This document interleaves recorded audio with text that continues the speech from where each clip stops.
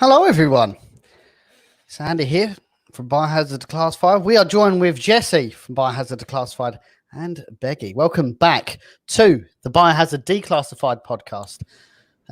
We are going to be talking all things Resident Evil lore related. But first, let's introduce our guest. Beggy, how are you doing today?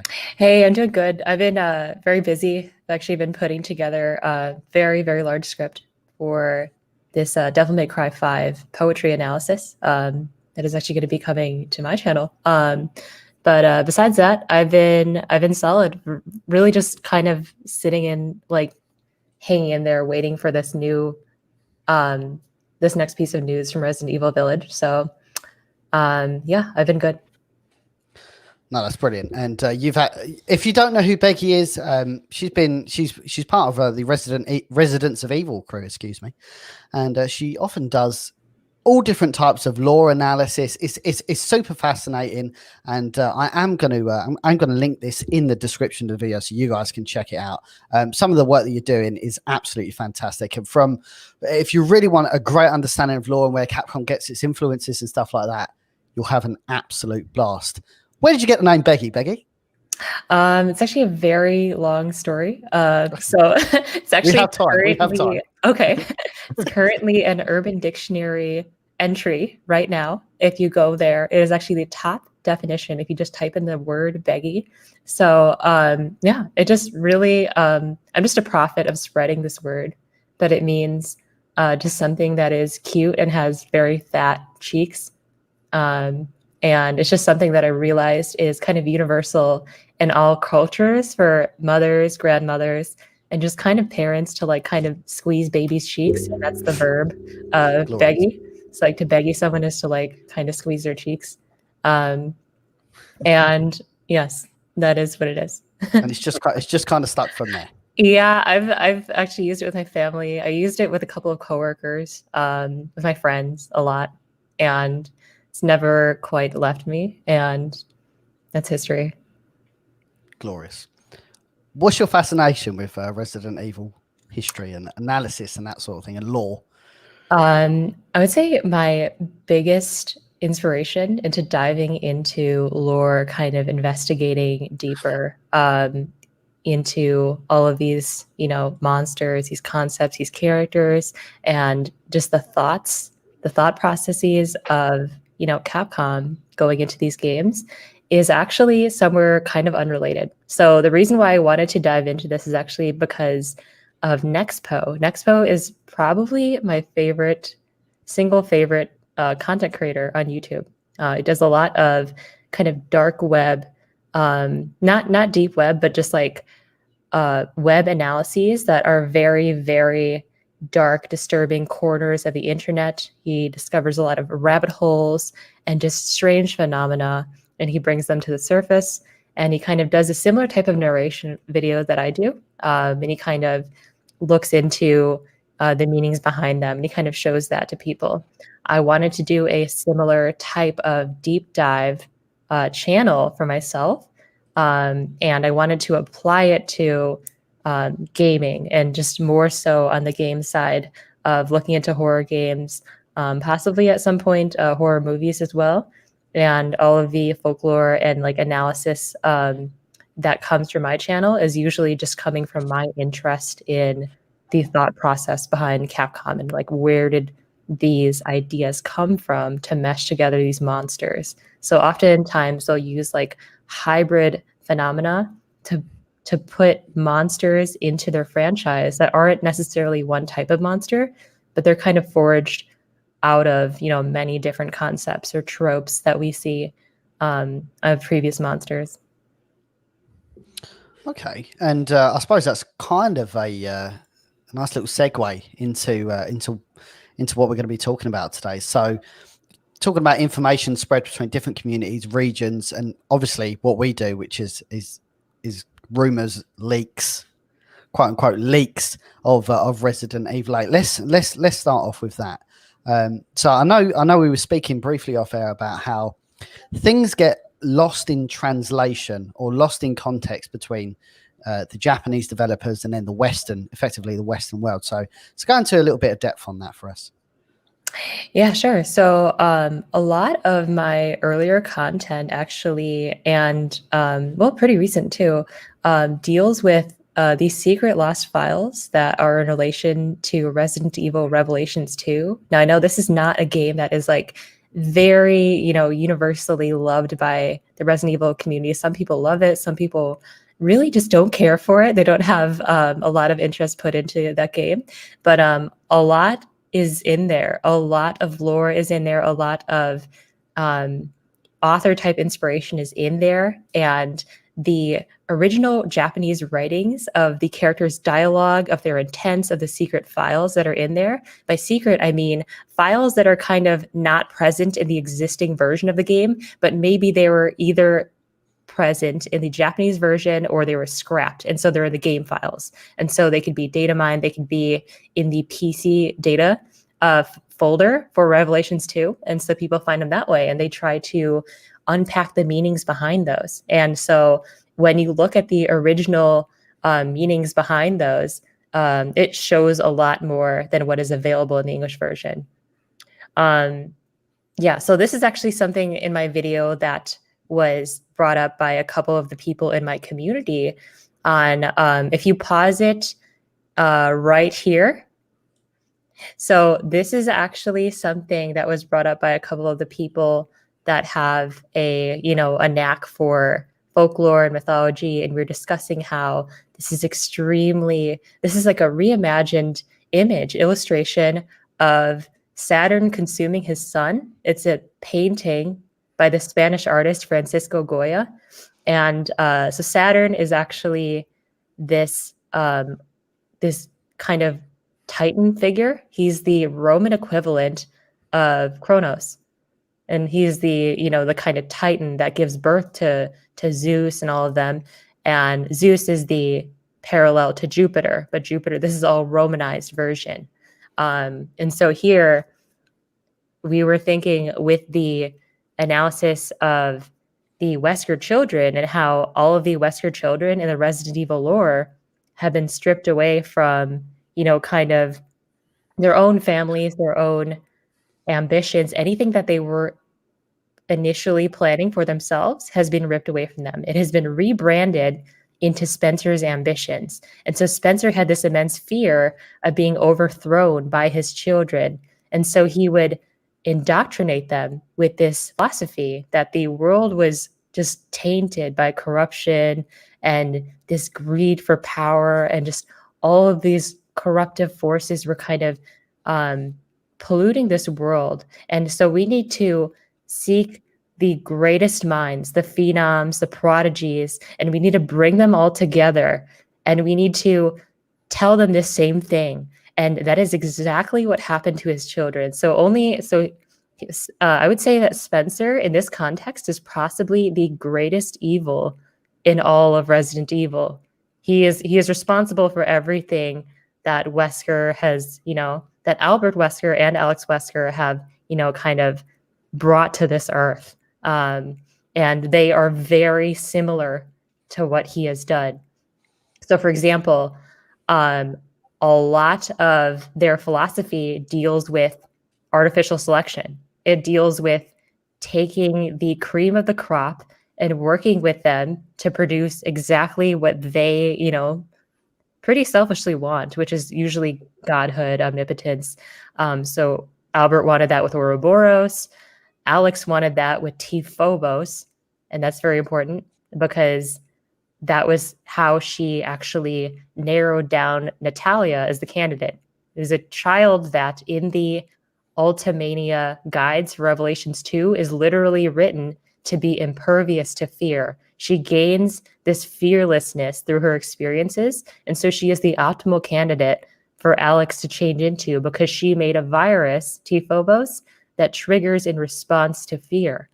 And so channeling all of these different artificial selection methods is what Spencer, Albert, and Alex, their whole goal is based around. And so all of these original file translations, they center around that. They center around the relations the different relationships between Albert, Alex, and Spencer. And they're very different in the translations. They're so different that it's almost reminiscent of like, if you have this Japanese movie, this anime, and it has a certain translation, and you read it with subs, then you read it in dubs, and something completely different.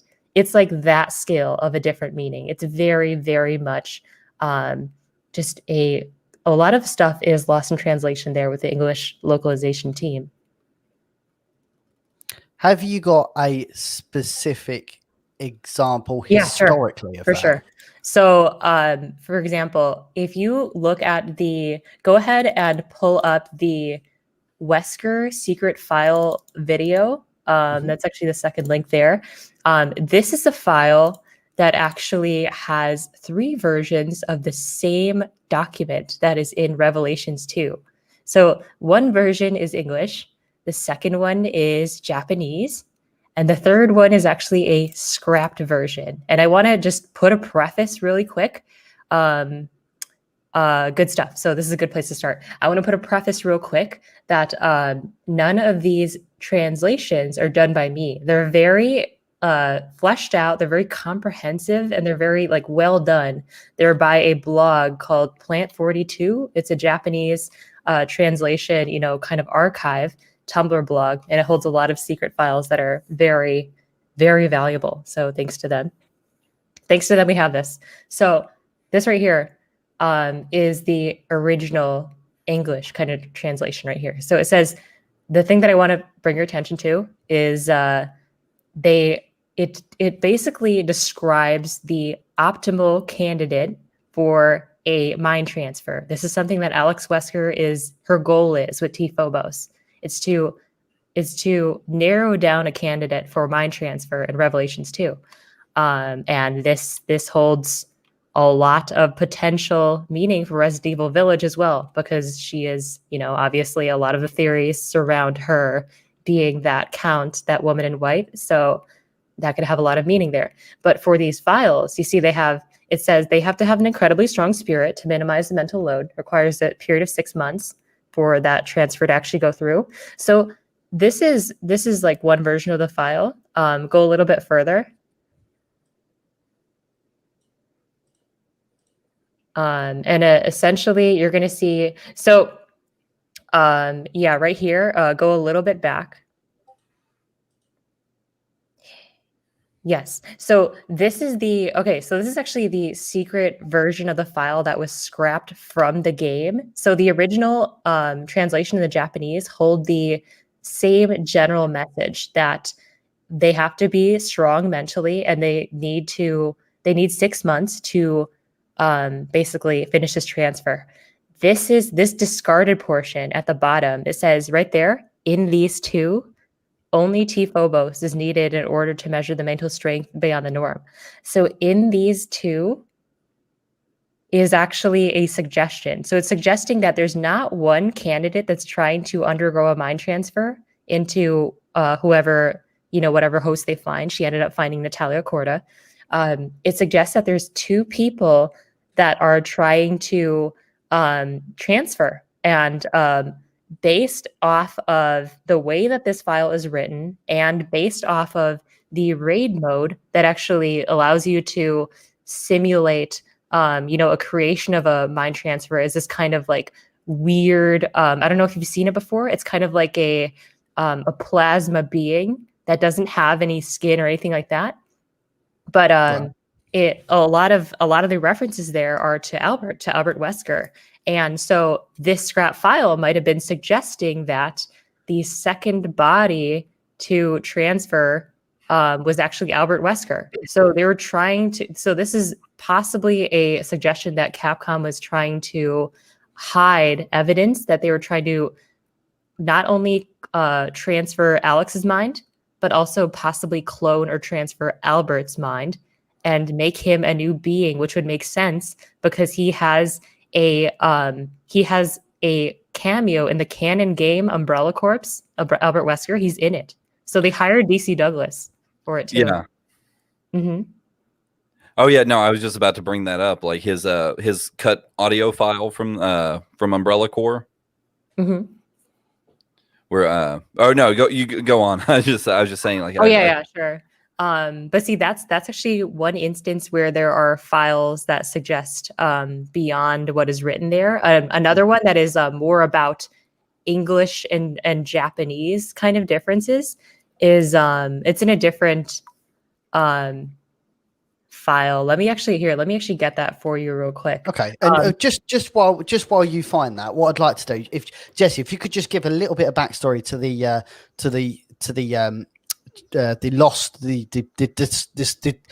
discarded thing from DC Douglas, Albert Wesker's voice actor in Umbrella Chronicles, that'd be appreciated.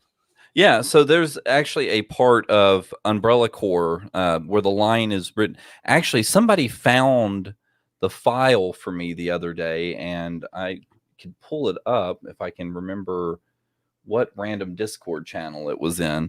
But there's a line from DC that he recorded, and kind of throughout the entire game of Umbrella Corps, like your handler doesn't go by the name of Albert, but it's very heavily implied throughout the entire game that the guy actually is Wesker. Yes, and yeah, so it's one of those things. Like I said, it's not like I said, the guy goes by, I can't remember the guy's name off the top of my head. Actually that's in this video that I just linked. So I actually talked about that. The guy's name is in it. It's something like Abraham. Abraham. Yeah. And so they suggest that he is a high-ranking member of the of Umbrella's corporation, and they say he has noticed you. This higher-ranking member has kind of noticed you, and he wants to congratulate you. And then you hear DC Douglas's voice. So this video that I just put into the doc, that actually encompasses that encompasses Wesker's potential return through that. Oh, here you go. Yeah, I've just got it here actually. Let me just bring that in. Sure. Yes, this is one, right? Abraham Jackson, that's him. So this is actually exactly what you're talking about, Jesse.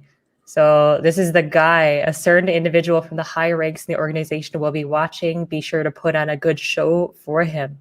It says it's funny here because if you look in the Resident Evil wiki, it actually says that a lot of implications, including his voice, including this line right here with Abraham Jackson, is implying that this man is just Albert Wesker with a student, like a fake name, basically. Understood. Yeah.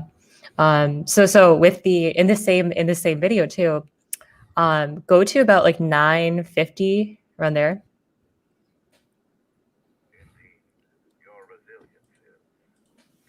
Yeah. So go a little bit further. There's that picture of Albert and Alex right there. Okay, so this right here. So there was an interview with Yasuhiro Anpo, who's the director of Revelations 2, that it changes the context that is built around why Albert goes into researching viruses like Ouroboros. So it's like, oh, he is researching Ouroboros because he is indoctrinated by Spencer's worldview of artificial selection. He wants to bring that upon the world, and he wants to separate the chaff from the wheat. But then it's also here, Stewart, this guy is actually a researcher of Alex Wesker. He confirms that Albert's research into viruses such as Ouroboros is actually in order to save Alex. Alex is... it says from interviews with Anpo, was chronically ill and dying despite the progenitor plus T. phobos viridae in her. So the progenitor virus that was administered by Spencer killed 11 of the 13 Wesker kids. The 2 remaining were Albert and Alex. Only Albert benefited from it. He got crazy powers. Alex basically got this degenerative illness, and her life is just, greatly shortened. And that's why she's trying to mind transfer into a younger body to finish the work that her metaphorical father and Albert actually started. And so Albert actually is implied to go into his research of different viruses like this to save Alex of her condition. Now Alex does it herself, but his wish is actually to save her by discovering something that will lead to immortality. So why do you think these? Because it seems like this is a constant repeat where things are borderline deliberately left out. Why do you think that is? Because it feels like we're getting a percentage of a story where the Japanese are getting it in full. Why do you think that is? I think a big part of this, of actually taking out these original relations between the Wesker children, is it's to build a more kind of, I noticed that the English localization team does this a lot. They kind of build a more stereotypical villain narrative. They don't want Albert to be seen as someone that has the sympathy, these ties to his like foster sister. They don't want him to be seen as someone that has emotional connections to anyone.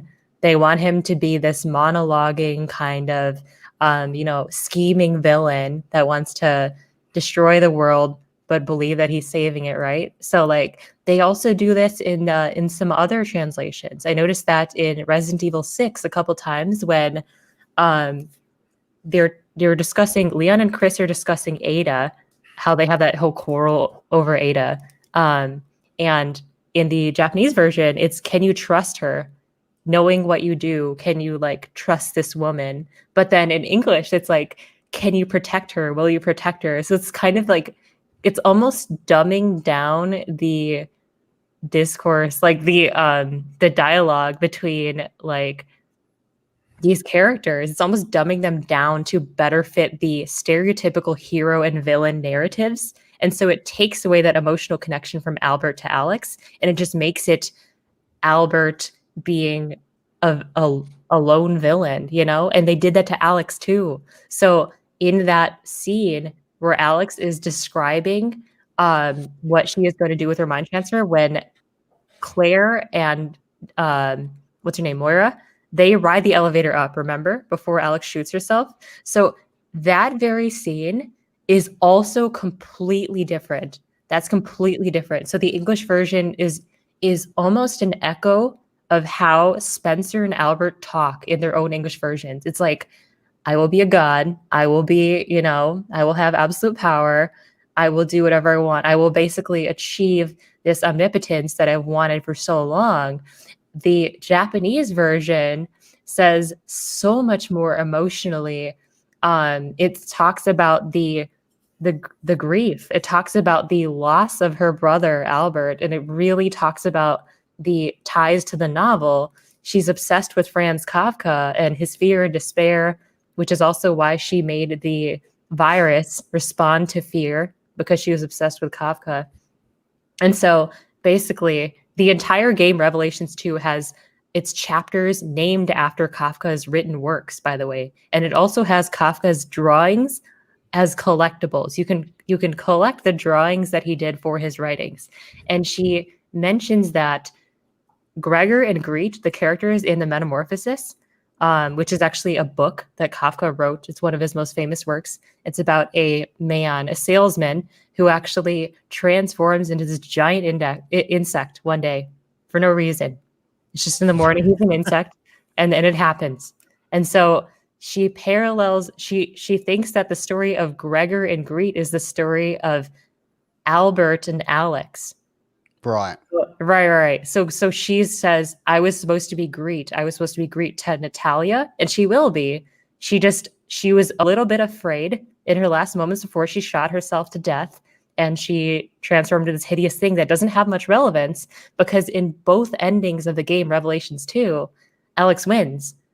Both endings, Natalia is taken over, and that's crazy. So, but in terms of English and Japanese, there's just so much in terms of Alex's character that is more intertwined with Spencer and Albert than the English version.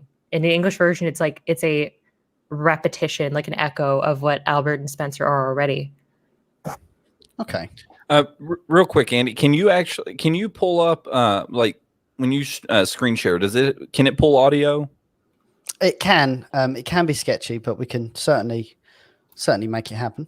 Because I actually dropped two audio files into the Google Drive that are data mined Wesker clips from Umbrella Corps. Okay. Ooh. Yeah, we'll see if we can get that out. In the meantime, what I'd like to know, Beggy, is there any? Obviously, we're speaking very specifically about Revelations 2, but is there any other historical instances of things being lost in translation with regard to the older Resident Evils? Yeah, so there is I haven't looked into much of the like 0 through 4 original series. There's a couple points in 5 where it does happen. In 5, when he's actually speaking, when Wesker is speaking to Spencer in that moment before he thrusts his hand through him and killed him.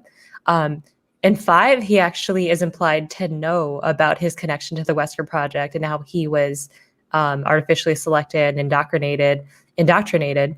And so it's almost implied that he was angry at like the outlook of like what was happening with the project and what it's done to like Alex. And so he killed Spencer almost in response to that. So in the English version, he doesn't really know that he's implied to, he says, "Are you saying that I was manufactured?" And then he kind of says, you know, he starts to get a little bit angry and say, "I have no use for you." And then he kills Spencer. And that's like kind of important because it shows that like Albert, knowing or not, like he really, just wanted to rid Spencer of what he was doing. And he wanted himself and Alex to really thrive. There's a lot of things in all of these games that actually suggest that Albert and Alex have like some kind of love for each other. Namely, Alex having like a really strong love or warmth for Albert in the original files. Right. Yeah. No, that makes perfect sense. I'll be very interested to find out, like in the older ones, which ones have been lost in translation, or I mean, with the older ones though, I mean, especially the spoken, like they typically use the English voice actors anyway, right? And actually, didn't they do that for the rest of the series? That was a completely irrelevant point. I don't even know why I said that. No, I'll be very interested to see what the differences to the files with, especially the original series, like because it's a completely different direction. If that's the case, that they wanted to take the game in. Yeah, me too. Honestly, me too. And like, it just seems to be a lot more hints than that are kind of made and then scrapped from the games. And if you find out what they are, it kind of like it really says something. Like another one that actually says it's a scene that they scrapped. It's not even just a file or anything. It's a scene of dialogue that the scene kind of happens in Revelations 2 as it is. But the scene is actually between Barry and Natalia, and Natalia freaks out in the little elevator ride that they take. And so she freaks out and believes that Alex is already in her head. And so there are a couple scenes that suggest that like she had lost like long before like this process has even started. She was freaking out and she kind of like felt Alex's influence on her psyche. And it was like really scary and kind of cool. They took that out too. Obviously, this is kind of an overarching point, and kind of initially we don't know what's going to happen in Village. We're only going by what we're seeing through listening to the play tests, anecdotes, obviously watching the trailers and seeing the screenshots. But your theory is that it is heavily referencing Resident Evil Revelations 2. It in effect is bringing the sub-series of Revelations, even though we know it's canon, it's actually making it relatable. They're directly connected.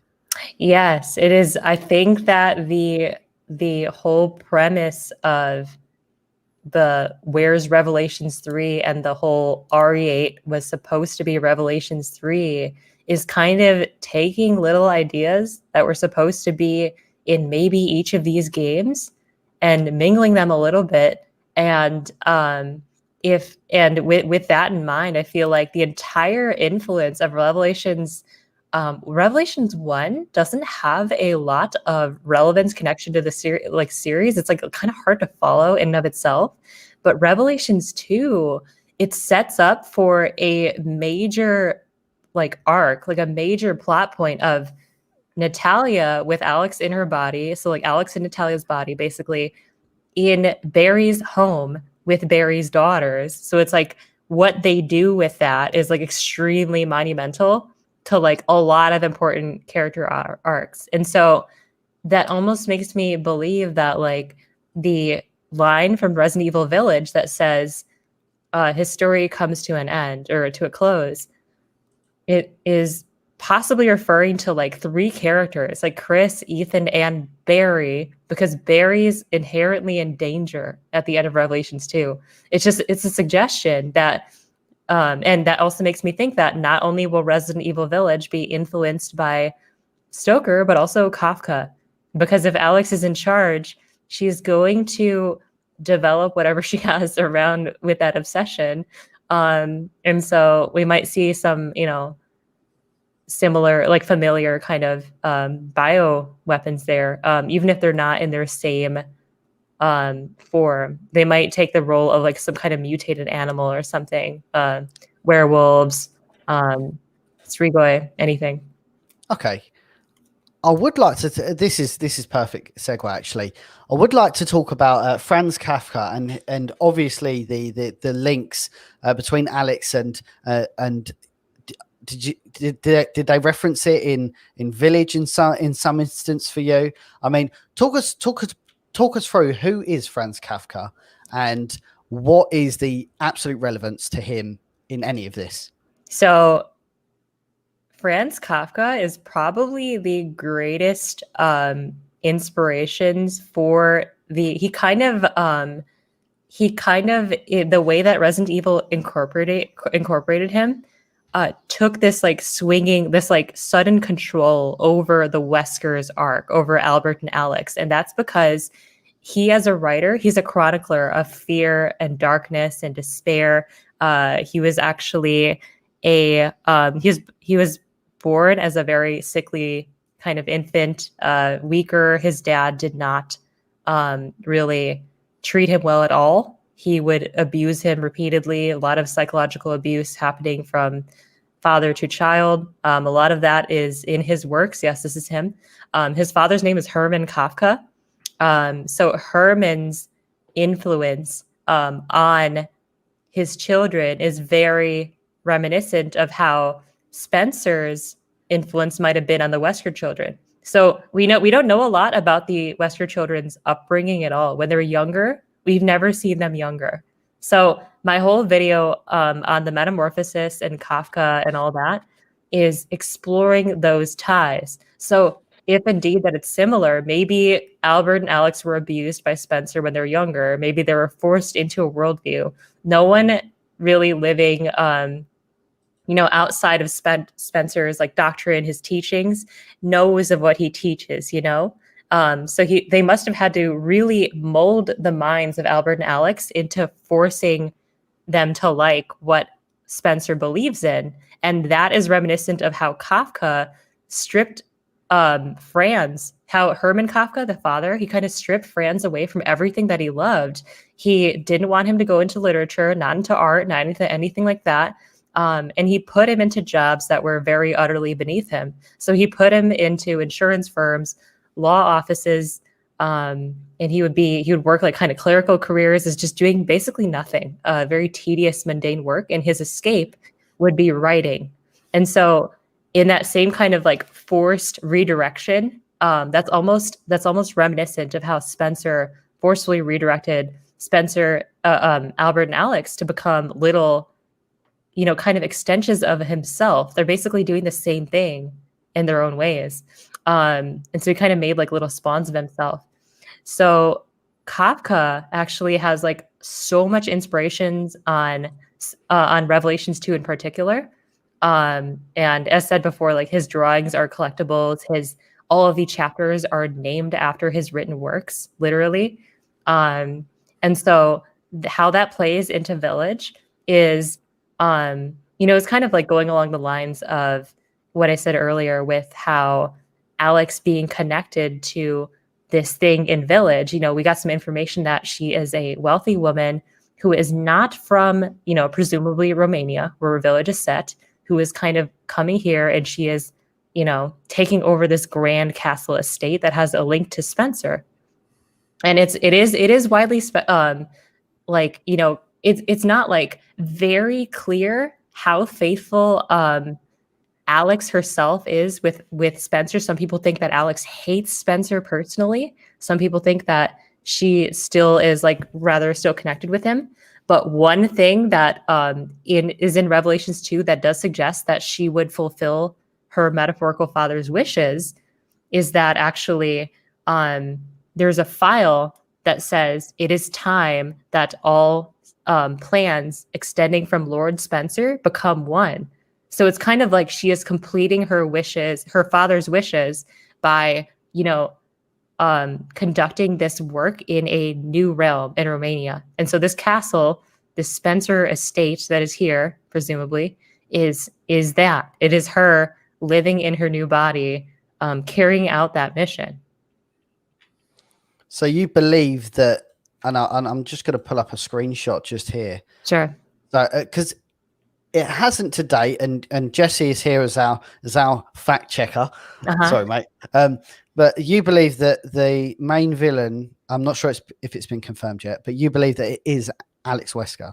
I think that she is, even if she's not the main villain, I believe that her involvement is extremely influential on everything from here. Even if she is not even totally present in this game, she will be mentioned. Her works will be kind of in the game, like her monsters and stuff. And I do believe that she will hold significance for the next Resident Evil after that, because I don't believe that as writers they would close up a plot point as big as Natalia with Alex in her body, with just kind of throwing that character away. Also, considering how Revelations 3 may not be as big of a feature title, it may not be as kind of influential on the fan base of Resident Evil. It might not be as big of a game. I feel like this is their merging point. I feel like they're bringing Alex into this game as their way of merging the Revelations kind of side games into the core series, because also too, Claire and Barry are interconnected.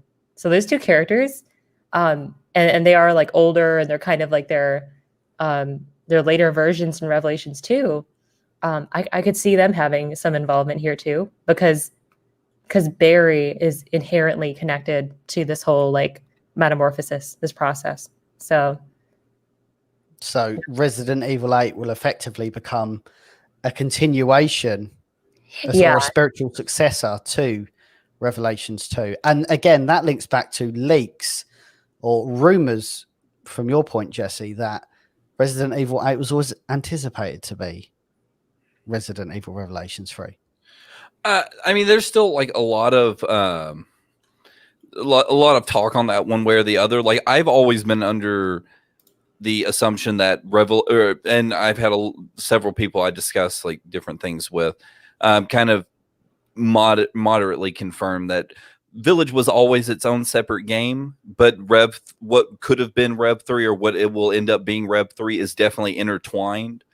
And I think even some sources that were originally claiming that Village started out as Rev 3 and became Village, actually have kind of backpedaled on that a little bit and have kind of said okay, I think I had my wires crossed. They're definitely connected stories, but not inherently Village was Rev 3 and now it's new mainline title. From what I've gathered from the people that I've spoken with, and what I've always kind of been of the opinion of, is Village has always been the continuation of 7. To me, because it kind of makes just the most sense that way. Yeah. From the standpoint of, we knew Ethan was going to get more of a storyline. I think, that's kind of been an obvious point after 7. I think a lot of people were, expecting a follow-up sequel. But I think to inherently change it from Rev 3 to RE8 is too big of a leap. It's definitely one thing to intertwine their stories, and definitely I would say if we do see kind of the appearance of a new main villain to continue the Resident Evil series forward, I would expect to see this person in Village and then see them in Rev 3. Yeah. So maybe she's like a stepping stone game for Alex. So I don't know if she will be the main, but I think that her influence is definitely going to be embedded in this game. Yeah, I think that's kind of where I'm at. Is if the main enemy in this game turns out to be Alex, I think this game will set her up for both future mainline titles. Obviously Resident Evil 9 should it come, and also Rev 3 if it happens as well. Right. Yeah.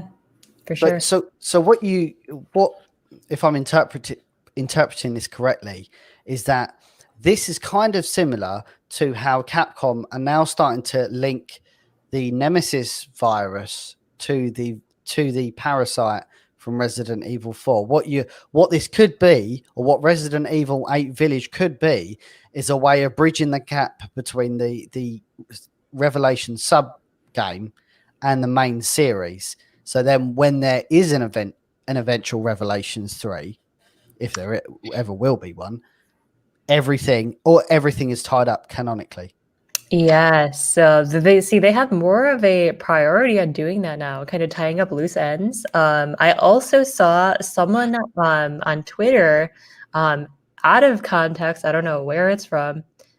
She actually showed me this image of the back of like Wesker's head sitting in a computer chair, and it was just like, don't know the context, don't know anything, but it looked to be in the RE engine. It looked new and it looked official, and it was from some Japanese source. I don't know what that's about, but yeah.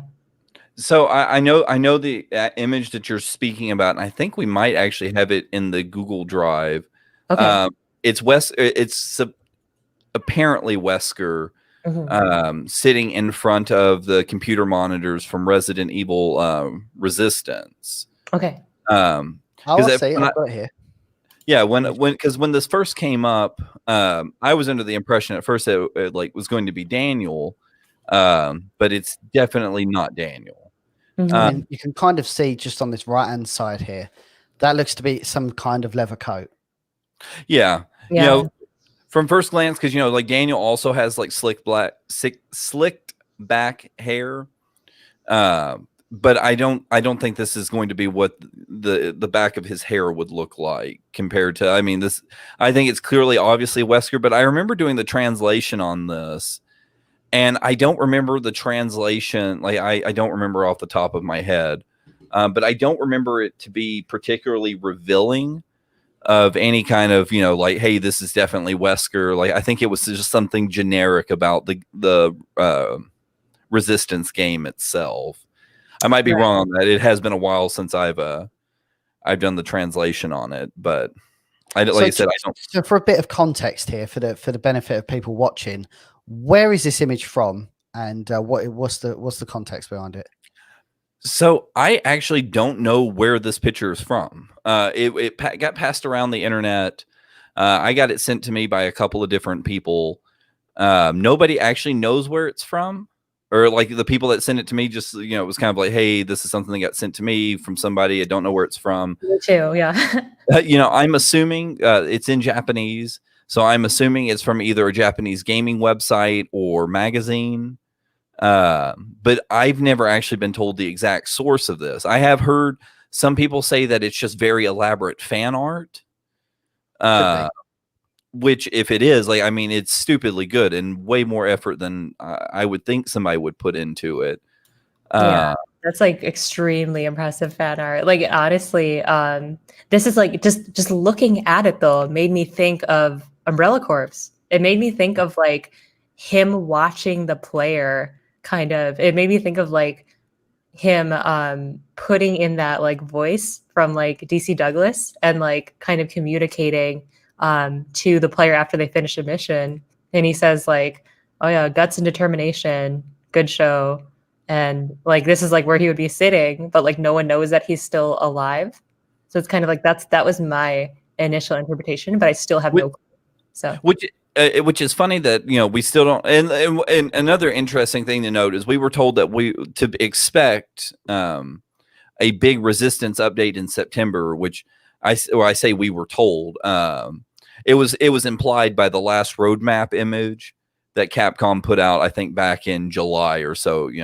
It made it appear that there was going to be a big Resistance update in September, and everybody was expecting Wesker to drop. And of course, it's the 5th. So like 2 days ago, the Resistance update dropped, and it was just skins and stuff. But a lot of people to correlate, like this image popped up around the same time that people were expecting a big Resistance update that would include Wesker. And that's kind of where I thought the direction was going. Like if this was official, I thought it was going to, definitely heavily, kind of imply and confirm that Wesker was coming to Resistance. Because I think at this point, Wesker not being in Resistance is kind of a lost opportunity, considering he is the character who's watched people behind cameras the most in the entire series. It's true. Yeah, like all the time. There is an overarching theory that, and again, it's got so many holes in it. It's Swiss cheese, but there is a theory that the fixed camera angles from Resident Evil 1, they're there. They're not there for aesthetics. They're actually there as a purpose, because it was Wesker watching you from all of these angles. I don't know if you've ever heard of That's that theory creepy. before. That's Yeah.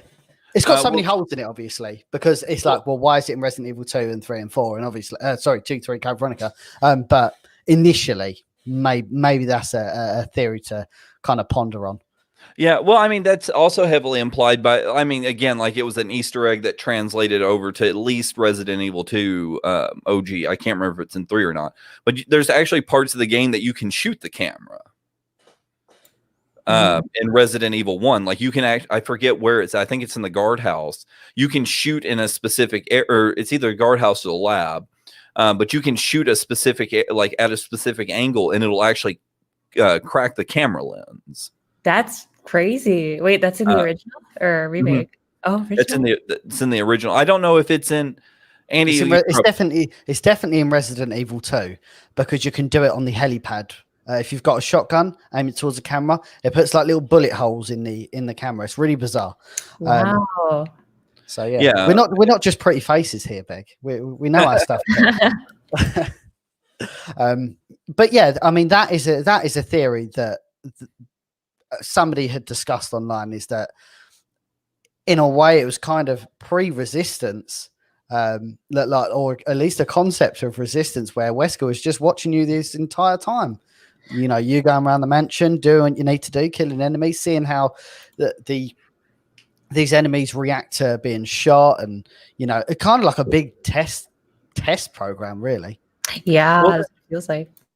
Well, then, what was I going to say? Is Zero? It's like forgive me, it's been forever since I played Zero, but in Zero, Wesker and Birkin are watching the are they watching Billy and Rebecca go through in the cameras? Or are they watching Marcus? I forget. I know that they watch cameras in the game. It's been forever since I remember who they were. Marcus does as well. It's only because I played it yesterday. But Marcus watches Rebecca and Billy through the cameras as well. So again, cameras, surveillance, voyeurism, very, very key things in Resident Evil. Mm-hmm. Yeah, and I feel like Wesker is always like pulling the string. Like I feel like in every single entry he's had some relevance, but like most importantly in 7 he has a relevance in 7. Like a lot of people don't like talk about it a lot, really, but like did they talk about like how in Code Veronica there is this group called HCF, this Hive Host Capture Force, and this is Wesker's group of people that is basically ambushing the island, or just like trying to get the T Veronica virus, and they succeed because the virus stays in Steve Burnside's body even after he dies. So that's in their possession, and HCF worked with the connections to develop the E-type in Resident Evil 7. So that E-type, like Eveline or Evelyn or whatever how you say your name, is actually a product of both of those organizations. So the Connections is a crime syndicate, but HCF is Wesker's, actual, like Albert Wesker's group, and they actually worked on the development of that bioweapon. So he's still like relevant because his people and his research produced this crazy thing that could take over people's minds. And that makes me think that since Village is like a sequel to 7, HCF and its productions might exist in the bioweapons there too. And so that would make Wesker's work still kind of relevant. And it keeps going on because like if you actually look at the like Zoe in the Resident Evil 7 DLC, if you look at her body, like all that stuff that's growing on it like pretty closely resembles the T Veronica virus that was on Alexia. So it looks like they actually used that like on her and made this like weird experiment, and like it looks like Alexia, and like my friend was like talking to me about this, and it's like, yeah, like they actually have this T Veronica virus, and it's like they could be like doing stuff with it now, because in the end of Code Veronica 2 he said like, oh, Steve's still here, I'll bring him back one day. What if Steve comes back and he's like this scary werewolf or something? But yeah, don't give us hope like that. Okay. That would be wild. But right, so I'm just pulling that up because that is something I did not even consider, and it total makes 100% sense. Let me just pull this up. Can I get a better image than that? I reckon you should articulate my point a little bit there. So like that right there. Yeah, Alexia on the left, and Zoe on the right. We are coming full circle, boys. I did not even, I didn't consider that. That is a very interesting theory. Mm-hmm. Because that's why, like, my latest Residents of Evil video actually covered how in the Legends, that parallel that we drew with the gate mural, Albert is Jupiter. So Albert is the one responsible for his father's death in the Folklore, because Jupiter killed Saturn, because Jupiter is the last one to have been eaten, and his mother hid him in and replaced his like what looked like him in like a sack of stones, and then Saturn ate that, and so Saturn ate that, and the children came tumbling out, and so Saturn is Spencer, so that means that Jupiter, Albert, is responsible for the death of his father, which is Spencer. And so he killed him. He thrust his hand through him in this version. But like the thing is, Jupiter also was known for turning a man into a wolf. So Jupiter actually pointed at like Heian, who was a king, and turned him into probably one of the first written werewolves in all of like history. So Jupiter was known to have powers like that. So I wonder if like Albert's like HCF group is working on like weird werewolf type BOWs, and like they're kind of like doing that they're kind of like working on something that would turn a man into a wolf, because that's what Jupiter did to someone, and that would be like crazy if they made that a thing.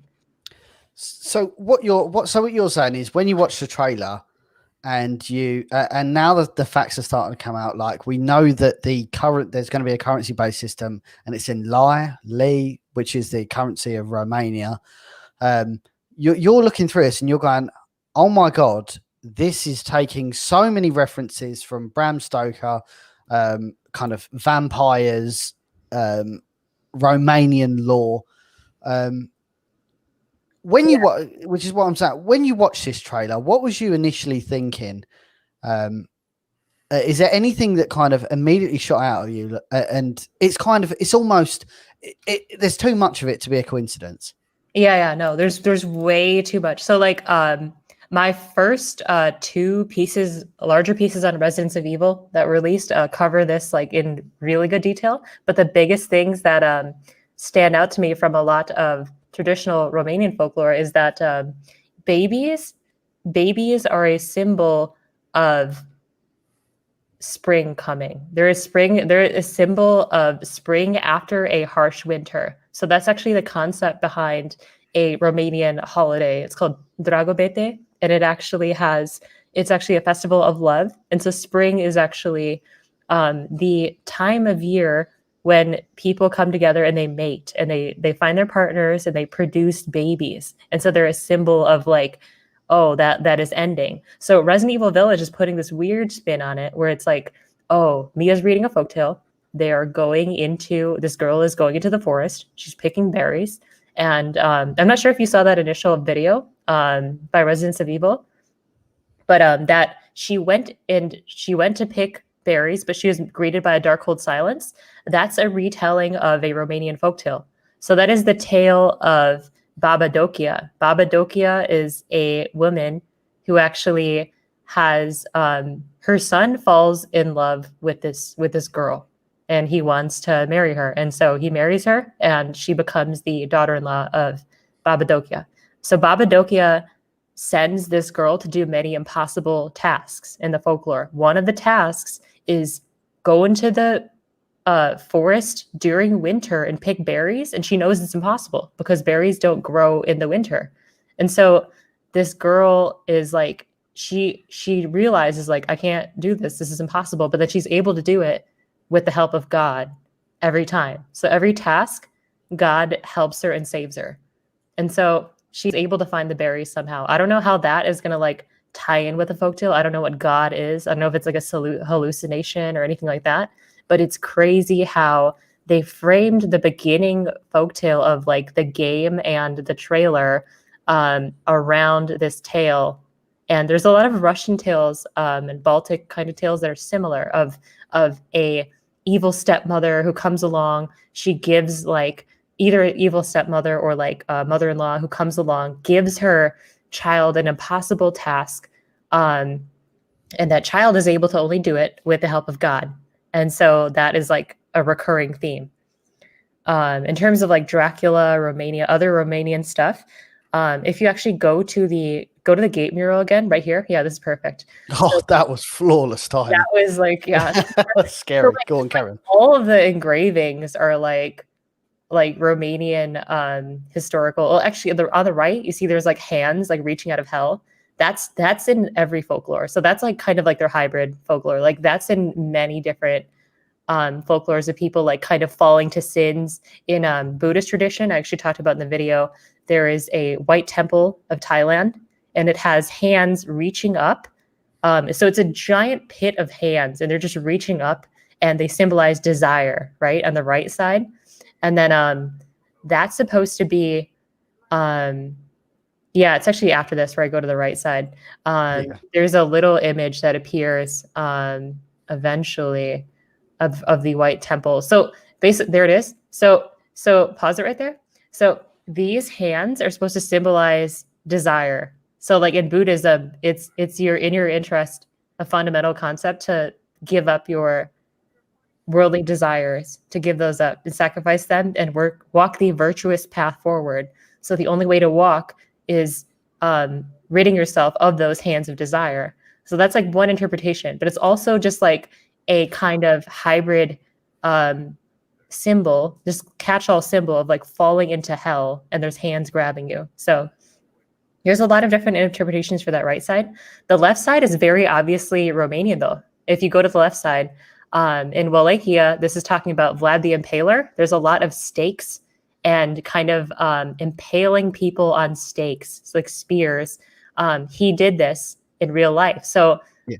Vlad Tepes III actually impaled people on those stakes, and it's kind of like imagery of that kind of sacrifice. And maybe in this context of Resident Evil, that's like, because you know how like in Resident Evil 4, they were forced by Las Plagas. It was straight mind control to worship, right? Maybe in this game, it's not, maybe it's genuine human worship. Maybe it's like they have free will, but if they disobey, we're going to impale them. So maybe it's like a punishment kind of thing because they're not worshiping whatever monsters that we like worship.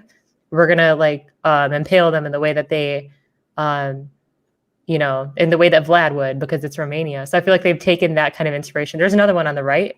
That's impaled on the spear. And that was something that you, I got you.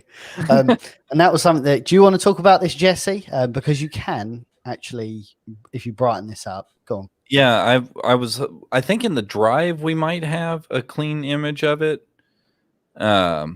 But yeah, like actually, like what's interesting about that is it's not just a man impaled there; it's a man impaled by a beast man riding a horse. That's crazy. I remember watching that and being like, "What the heck? Someone is riding on a horse doing that." That's like crazy. Yeah, like it was like something that we actually had somebody.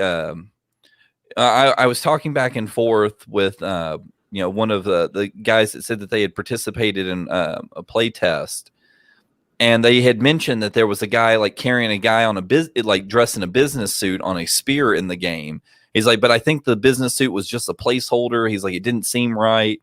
And I was like, oh yeah, that seems kind of odd. And then like I started watching the trailer again because I was taking stills for an article I was doing. And I happened to stop it right here, and I turned the brightness all the way, like, dropped the image in Photoshop. And yeah, like sure enough, like there's a guy riding a horse. That's wild. You know what's crazy about the business suit, though? You know what that makes me think of? That makes me think of like a tourist, like someone who's like not from there, like but being converted kind of, and so like now they like worship this. So it's like someone that's like not from Romania or this village or anything that has become that has fallen to their influence basically, because it feels like it's someone from just that has no business there. Yeah, let's see here. Just trying to dig it out myself because I think this was something that was literally hidden in plain sight. Go on, sorry, Jess. Oh, here's I just dropped a link in the drive to our article, and our article has a really good side by side. Cool. That is exactly what I was just searching for. If we just open this up in full screen, shameless plug to biohazardcast.com, who regularly provide playtest information and analysis.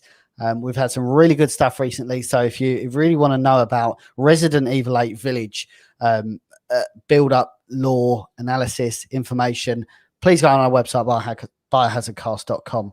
So if we just scroll down to where it was, absolutely fascinating. It was quite literally hidden in plain sight. Yeah, there it is. So here, bring that all the way full screen, Andy. There you go. It looks very different. Yeah. Yeah, so you can see here, like you scroll down just a little bit. There's the guy. You can see the Beastman's face underneath the guy. Like you can make out what appears to be a business suit. It looks like a black suit. You can see the white cuffs around the hands, and then there's a horse's head.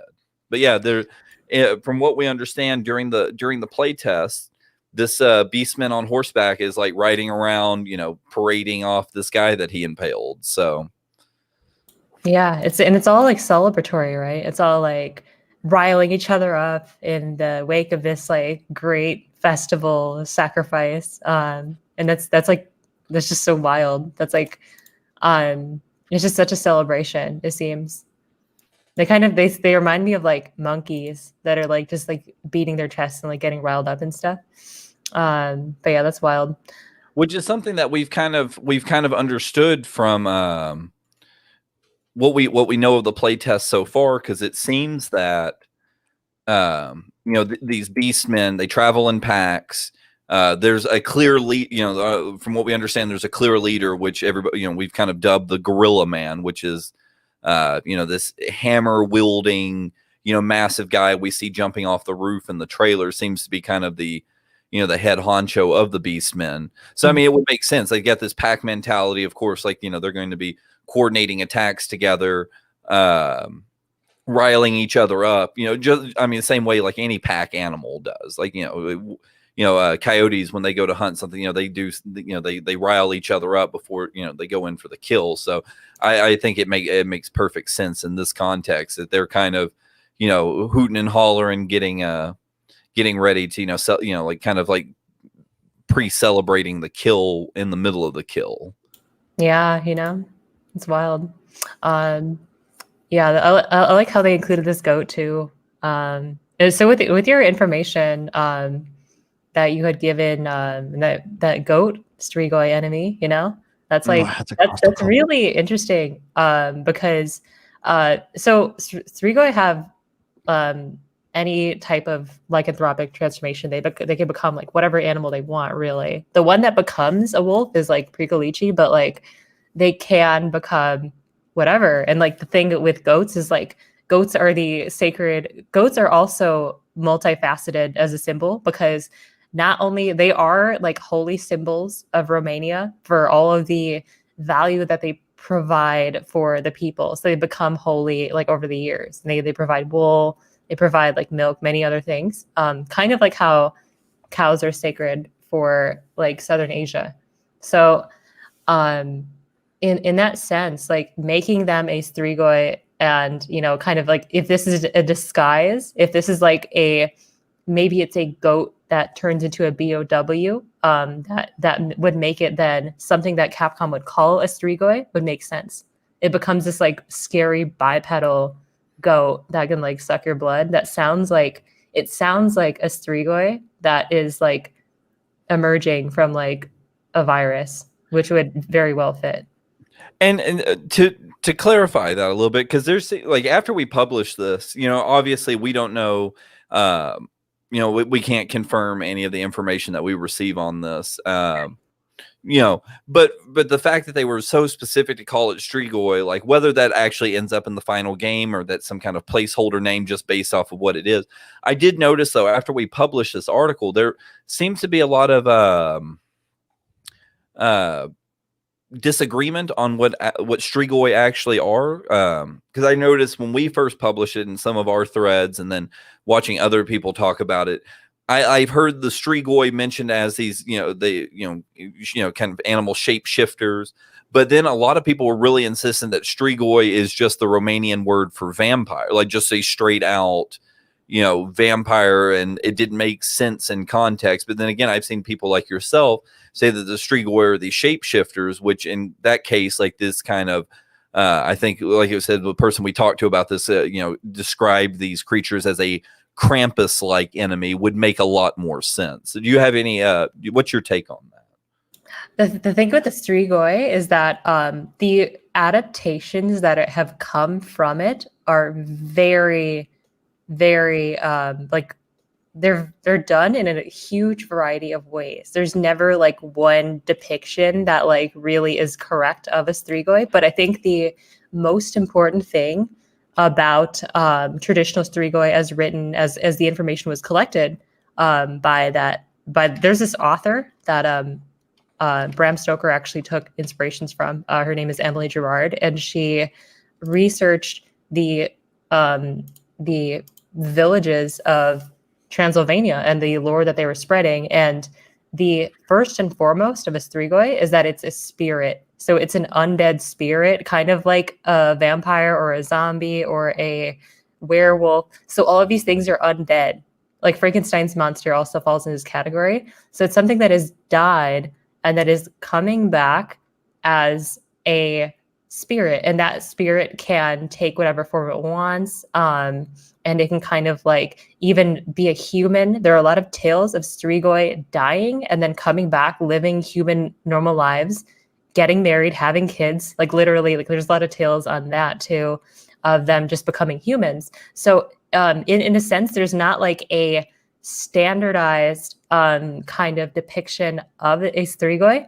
The thing about Dracula and like equating Strigoi to vampires, that's kind of like the simplification of how a lot of the adaptations of today are a vampire. So they are not inherently vampires, but they are inherently creatures that, well, I guess if you define a vampire by wanting to suck blood, you can call a Strigoi a vampire, but it is not the typical idea of just like a pale person that can't like, that doesn't like sunlight or anything like that.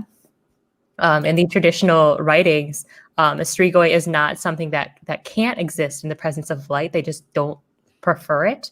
And they also just like have this extreme like just realm of choice. Like they could choose really like whatever they want to in terms of what they want to exist as in their undead life. It's just people often put that onto a human, or even the human that died, as a vampire. So that's not necessarily something that is always true. That is a popular depiction, kind of like how in Buffy the Vampire Slayer and Dracula, there are a lot of references to like swarms of bees, insects, wolves. Dracula turns into a wolf in the novel. That is like a Strigoi shape-shifting. That's like exactly what that is, because that's like him in his human form, but it is showing you that beyond just being a human vampire, he could become whatever he wants, a bat, a wolf, whatever. Swarm of bees is another trope that a lot of adaptations have taken. In Buffy the Vampire Slayer, there's a new age of vampires that could actually take on that form, but which is also, nothing really more than another way for them to shapeshift and travel and exist, basically. So all of them are kind of Strigoi. It's just the popular Strigoi is equated to Dracula himself, because Dracula is the one kind of universal body of work that, like, it's a centralized body of work that everyone draws from, that everyone takes their inspirations from. But Bram Stoker's inspirations for writing Dracula came from more kind of varied depictions of vampires. So, yeah. What's going on here, Beggy? Okay, so this. I was looking at this. It's the same woman that is on the gate mural. And the same little group of viewers that I had discussed with previously. One of them, her name is Kat. We were discussing how this resembles Juno. Juno is the sister of Jupiter in Roman mythology, and she often wields a spear or like any kind of like arrowhead, spear, or like sword with a shield, and she is kind of like seen as the defender of people. And so I was thinking that this is actually possibly worshiping a symbol of someone that is here. It's a statue, so it's often like glorifying someone. And I mean, with my gut theory, I was thinking that this is supposed to represent Alex being revered, like Alex Wesker, but that's like a little bit of a, kind of like Stretch. Hard guess. Yeah, it's a little bit of a stretch. Yeah. But yes. So that's something that that doesn't have a tie to the monsters or the folklore or anything like that, but it has a tie to possibly something, possibly a representation of something that the people here worship and they really look up to. So I know we briefly spoke about this, and we do have we believe we do have a name for this being. Jesse, if you'd like to just give a little bit of context before we talk about this character. Yeah, so from what we understand here, this character we're going to see here is at least from the playtest perspective, was seen multiple times acting in a merchant role, where we had multiple people report that whether they physically bought something from her or not, she definitely spoke about currency and talked about having rumors and information to sell to the player, for the right price, stranger. So what we believe here is that, this is going to be a kind of a merchant character for the game. The look is definitely, to me, very gypsy-like. Roman and gypsy, yeah. So I would see I think it's kind of fitting for that look. I would say that that kind of stereotype is, always having stuff and information for sale, for a price. So I think it's, kind of, if it's not correct, I would be very surprised to see otherwise, because I'm thinking that they've kind of nailed the look for what I would expect a merchant in this kind of environment to look like. Yeah, that's a really good analysis of her, because she even has, like it's kind of like they made the RE4 merchant a woman and then put beads on her and like made her hold a staff and made her look like more gypsy like, but it's like very strongly kind of reminiscent of the RE4 merchant. And we can't really see her eyes ever. I wonder if they glow. That would be kind of cool. But because if you look at like the shot that's like just a little bit later, just a tiny bit later, you can see her eye sockets are kind of like not showing anything. So I wonder, I think it's like just after where you're at. Oh, okay. Barely. I think. There she is. Yeah. So you Good spot. Hang can't on. see what her eyes look like, and I wonder if they're gonna make her like kind of mystical or like have any like because people had theories about like the RE4 merchant being like a ganado that has like, or I don't know, I was wondering if like they ever had the thought when writing about the RE4 merchant, is this going to be like some kind of ganado that is like overcome what is possessing his mind, and now he's like just there and he's capitalizing off of it, and it's like a weird idea, but I wonder if like that's this woman. It's this woman that's like resistant to like that kind of control, and so she must have some kind of magic or mystical power. And I actually have a greater theory about this woman. I'm not going to say a lot, but that would be cool if she plays a merchant. But I think she's going to play a much larger role than the merchant, just by just something I see in her. Really, like there's it does have to do with like babies and children, and just with how like her presence is, and like how a certain other figure is in this trailer. And I'm actually going to be releasing a video with that for ROE sometime soon. So I'm not going to say a whole lot about it, but I think that if she is the merchant, I think that will not be her only role. I think she'll like tie into something central with the village and how it works. Yeah, and I mean we've kind of heard that from some of the playtest rumors we have, where like the RE4 merchant, you just had to go to him and find him. But if I'm not, and I'm pretty sure we published it might not have been our last article, but the article before that, where the introduction to the merchant is kind of similar to RE4. When you right before you go into the like the canyon level of RE4, the merchant comes, he comes around the corner. It's like, over here, I got some stuff to sell you. It sounds like the merchant's introduction here is very similar, where the merchant approaches you. But at the same time, like a lot of the alleged playtesters we spoke to all said that it seemed like she wandered around the village. Like she wasn't just like, set in one location, that she actually, as much as Capcom has already told us, this village aspect of the game is going to be very alive. And that actually ties into what I'm working on. So it makes it sound like, yes, she's going to have a merchant role, but she's going to be just as much of a part of the village as any other character there. Because another thing, you're talking about the babies and stuff. Another kind of vibe I get from her is kind of like an old midwife kind of vibe. Like that. And we already know that babies apparently play some kind of large role in village, because we see the imagery like throughout the entire trailer, where there be the kind of graffiti on the wall, the sigil above the above that one gate, and then obviously seeing me and Ethan, what we believe is me and Ethan's baby in the trailer, which I'm not sure if I know there's at least one baby shown. It might be two separate babies shown in the trailer, that we obviously don't know from just the snippets we've seen. But babies are definitely going to play a part. And like I said, she kind of, old, midwife, kind of like midwife looking character, as well as kind of a gypsy merchant character. Oh yeah, that's definitely a thing. And like with the women in black too, because if you've seen that first video of me on ROE, I was talking about how babies are actually implied to be the food for the brides of Dracula.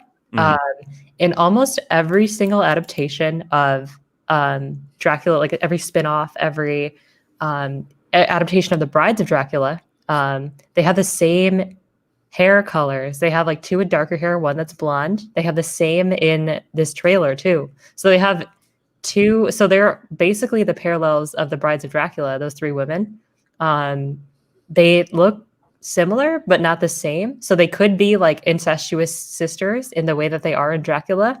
And the thing about babies, though, is that they're in the novel, they're implied to feast on infants. So I wonder if the village produces some children to become like food for these women. What? So what you're seeing is almost like Satanist abuse from the village, offerings of sacrifice, that sort of thing. All kind of that's also tied in with Satanism. Yeah, kind of revering these people as like as gods or Satan, and kind of feeding them that. There's also like more kind of catch-all imagery, like symbolism. Like if you go to the part where early on, Ethan is with the guy with a gun, there's some skulls on the wall that are just like not obvious, but they're there. And so like if you pause it pretty, not yet, but after he fires and kind of says like who are you, who sent you, he comes out and he says shh, and then like above him, so like look at those. So I wonder if like this goat thing that's going on with like the potential unconfirmed Strigoi enemy and like the goat that's in the trailer, I wonder if that's like another kind of catch-all image for Satan. Like in RE4 they had goat heads and they had these masks of leaders. That's not really faithful to many types of folklore of the region, or like really many other regions. So that's like a Hollywood kind of thing. Like in Hollywood, pure Satanism, yeah. Yes. And they kind of like have these goat heads to symbolize that. I don't know if it's going to be particularly like relevant to goats as they are, but like it is kind of cool that like if they do that, since goats are like the holy symbol, it's like a corruption of that holy symbol. And that's kind of creepy. So yeah. But yeah, it's just weird because not only do those Brides of Dracula women have like not only are they implied to feast on children and stuff, and they have like, so like that one on the right you see, she's actually blonde if you brighten that too. So they hold those same three colors or hair colors that pretty much every adaptation uses. So that's like very strong inspiration that they're taking. And this woman is like kind of like a countess, and it's interesting because in the essay from Emily Gerard, which is the woman that Bram Stoker got his inspirations from, she wrote about 2 ways to kill off a particularly stubborn vampire and keep it dead. And so like one of them was actually incineration, and incineration of the heart. You have to make sure that when it burns, the heart burns too. And then the second one was destruction of the head. And both of those are actually methods that Capcom used in Resident Evil Remake to keep the zombies from being dead. So they kind of rehashed that idea that like these methods of killing an undead creature, they kind of took that from this vampire lore, this early myth in the essay called Transylvania Superstitions, and they rehashed that into killing zombies and preventing them from coming back. And I wonder if there's going to be some special methods to like killing any vampiric type of creatures in this game, because that might be a thing. But yeah, because when he wrote that book, when he wrote Dracula, there were all sorts of undead kind of horror novels being written. Mary Shelley's Frankenstein was a huge one. The Vampire, spelled with a Y, by Polidori was a big one. But then it's like, in terms of vampires and those undead monsters, there's literature that kind of centralizes them and popularizes them. But for werewolves, there's nothing like that. There's not like a central body. There's no Dracula for werewolves. So I feel like the lore based on them and the myths about them are kind of scattered. And so people do like their own kind of takes on werewolves, as opposed to vampires. It's like almost all of them draw from Dracula itself. In Castlevania, in this, in Buffy the Vampire Slayer, different mockery spin-offs and stuff later that goes on, they all take from Dracula. But there's no such thing for like werewolves that people just draw from universally. But these are all and this is going to be an observation that I'm going to have, is that these seem to be, a lot of this is either drawn from Romanian folklore or it's drawn from Dracula. But one thing I cannot tie my head around is Chris Redfield. Where does Chris Redfield come into all of this? I feel like we're going really medieval. Sorry, not medieval, but really like folklore. Yeah, but references to Vlad the Impaler, references to this, references to that. Randomly, Chris Redfield shooting someone's wife. What's the relevance, to your knowledge? Well, it's got to be Resident Evil somehow. I mean, he was in 7, and this is still like a sequel to 7. So he's got to be like involved somehow.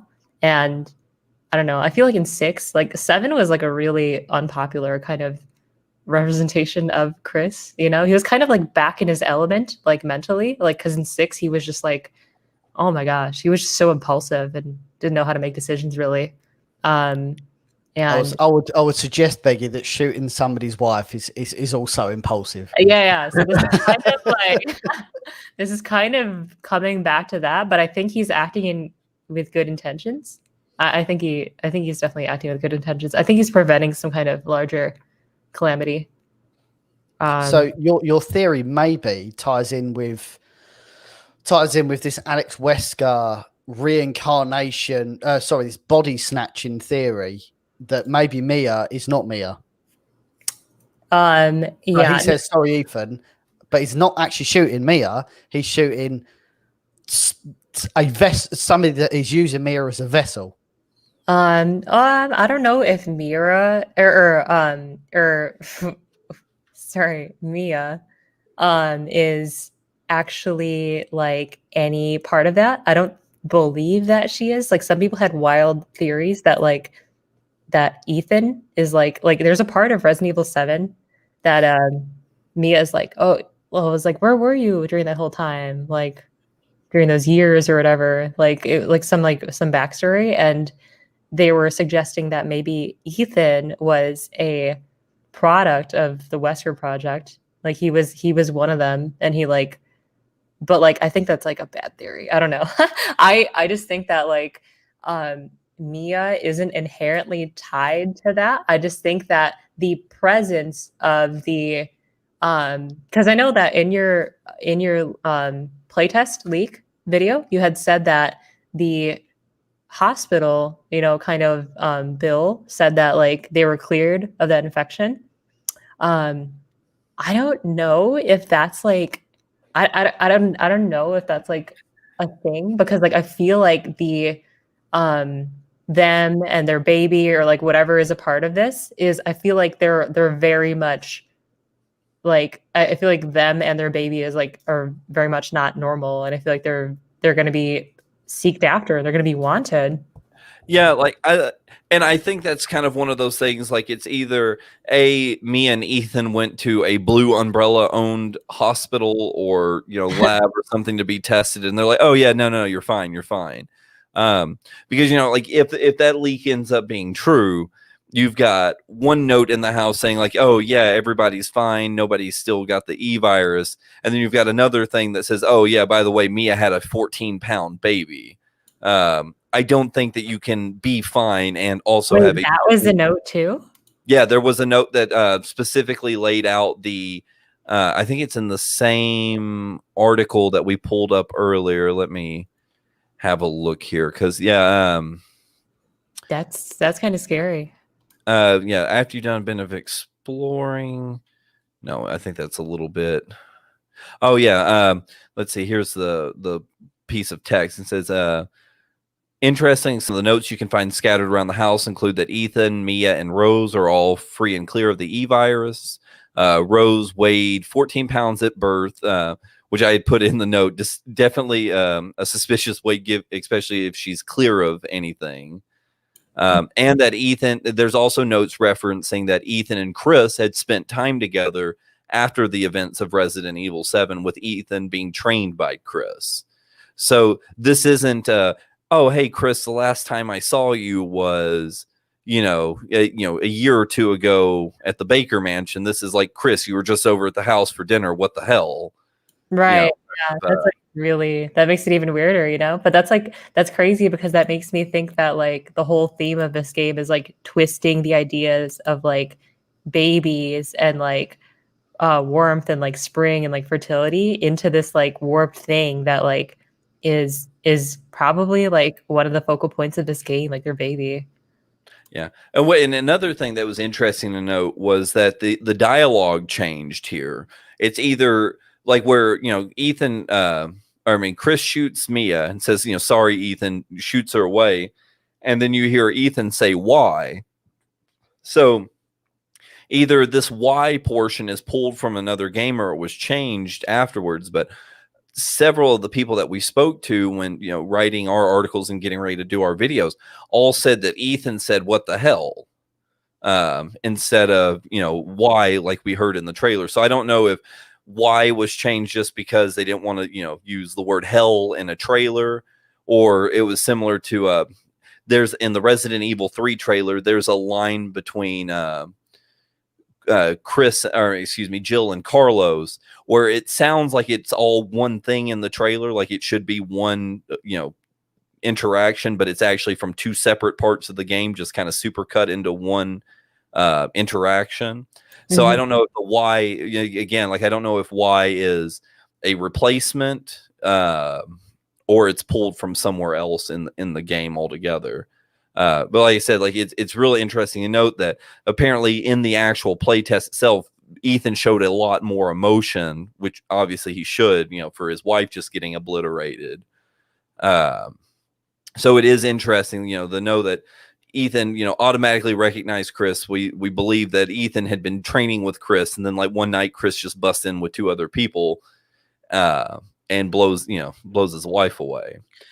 I think that's very interesting as well, because I don't know about you guys, but something that I took away from the trailers was actually trying to give Ethan a bit of meaning, because I always felt when I was playing Resident Evil 7 that because of this, it went back to first person. They wanted you to be Ethan. So they gave Ethan such a minimal character development. But I really feel like they're doing the inverse here. What do you guys think that Ethan was? And it's only because you said it earlier. What do you actually think Ethan was doing for these last 3 years before he found Mia? Because what was he, just an office worker? I'm not really sure. That's a good question. Yeah, he knows how to use a gun. He knows how to use a gun because he goes, all right, fine. I'll fucking... and he can use it one-handed, so... Yeah, he's definitely he has some experience. Yeah, which is almost like a thing like, because I refuse to believe that Ethan is so oblivious that his wife was just like, some kind of fancy babysitter as well. Because there's the lines in 7 where she's like, it wasn't just a babysitting job and that she had lied to him and stuff. And I just I have a feeling he's done something. He had to do some kind of, I won't necessarily say paramilitary or whatever, but he's definitely not just, your 9 to 5, he works at a bank kind of guy either. He just looks vacant. Sorry to cut you off, but he just looks vacant when he does that. Just no emotion. Like he's like the lights are on, but no one's home. Which is honestly kind of to be expected after the events of 6. Like Chris being more caring for the brief time that we see him in 7. Like this is actually the Chris Redfield that I expect at this point in his life. That's why the 7 one was just weird. It just didn't fall in line with how he acted in 6. And this one did though. This one is just really brutal. It was really raw. Yeah, because I don't know if maybe by the time 7 happened, he was like, oh man, I'm finally able to get back to normal. I've went to counseling, I've dealt with the loss of my team. Everyone. And then 7 comes along and his team just gets obliterated all over again. And then that time he's like, yeah, no, I'm just kind of done at this point. This is just always going to happen to me. So, but there's actually a point in the trailer as well, during the whole Chris shooting Mia part where it's really dark and it's only for a split second, but you can see a door to the left side opening up. Oh, yeah, I remember hearing about that. People have said that if you pause it just right, you can see one of Chris's cohorts carrying something out of the room, which we are presuming is the baby. I've never actually seen what I think is a person coming out of the room, but the door's definitely opening. So somebody, obviously that's it. That is what's happening. I've just never been able to catch it at the right second for that though. Yeah. Cause if they are clear and the baby is too, why are they doing that? I really don't think that they are. Cause what about the Winters is really make them that, that, what would make Chris take such a harsh action to do all of this besides them still holding a horrible infection that maybe someone wants to use them and maybe someone else wants to capture them and use them for something else, Yeah. Well, it's kind of like, and it's too like, I mean, I would assume to the untrained eye, like Sherry Birkin, for example, would probably be clear of any virus, that she's been infected with, even though that's obviously not the case, as we see in Resident Evil 6. Like, she has no outward showings of any kind of viral infection, and obviously the the E series strain like is obviously good at hiding itself, because we had many points in the game where Mia was of clear mind, obviously under the influence of E. Yeah. And everybody else appeared normal-ish to an extent. Obviously I think that the Bakers, I think after so many years of being under the influence, like their bodies started kind of deteriorate naturally, and which gives them that more gray appearance. But I would assume, like stuff like this could present normally in a infected person, just completely fall under the radar. Or like I said, I also hypothesized that Blue Umbrella was behind their clearing of, saying like, oh yeah, you guys are free and clear. There's no, nothing wrong with you, as being a way to, say like, oh yeah, hey, just forget about it, while they could continue to monitor what happens with them, knowing that they're actually infected. Yeah. And then eventually come in to like take them and take their kid. Yeah.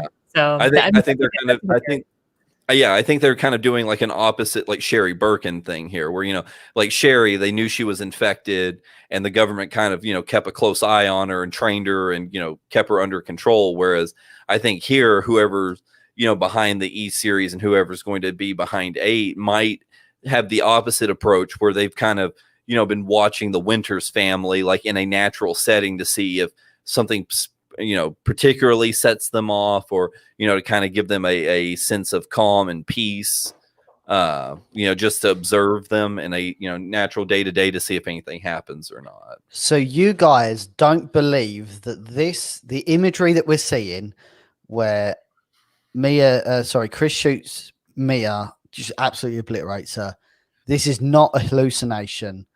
This actually does happen in the game. Chris murders, for use of a better term, murders Mia.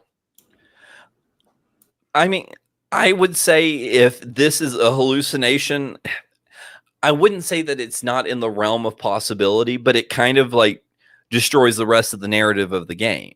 Yeah. Like if this is indeed a hallucination, then that sets up, which I'm not actually opposed to. I'm not actually opposed to the idea of the entire game being a hallucination of sorts. Which some people have theorized based off of what the the E series, the mold could do, where Evelyn was able to manipulate the environment around her and make people see things that weren't actually there.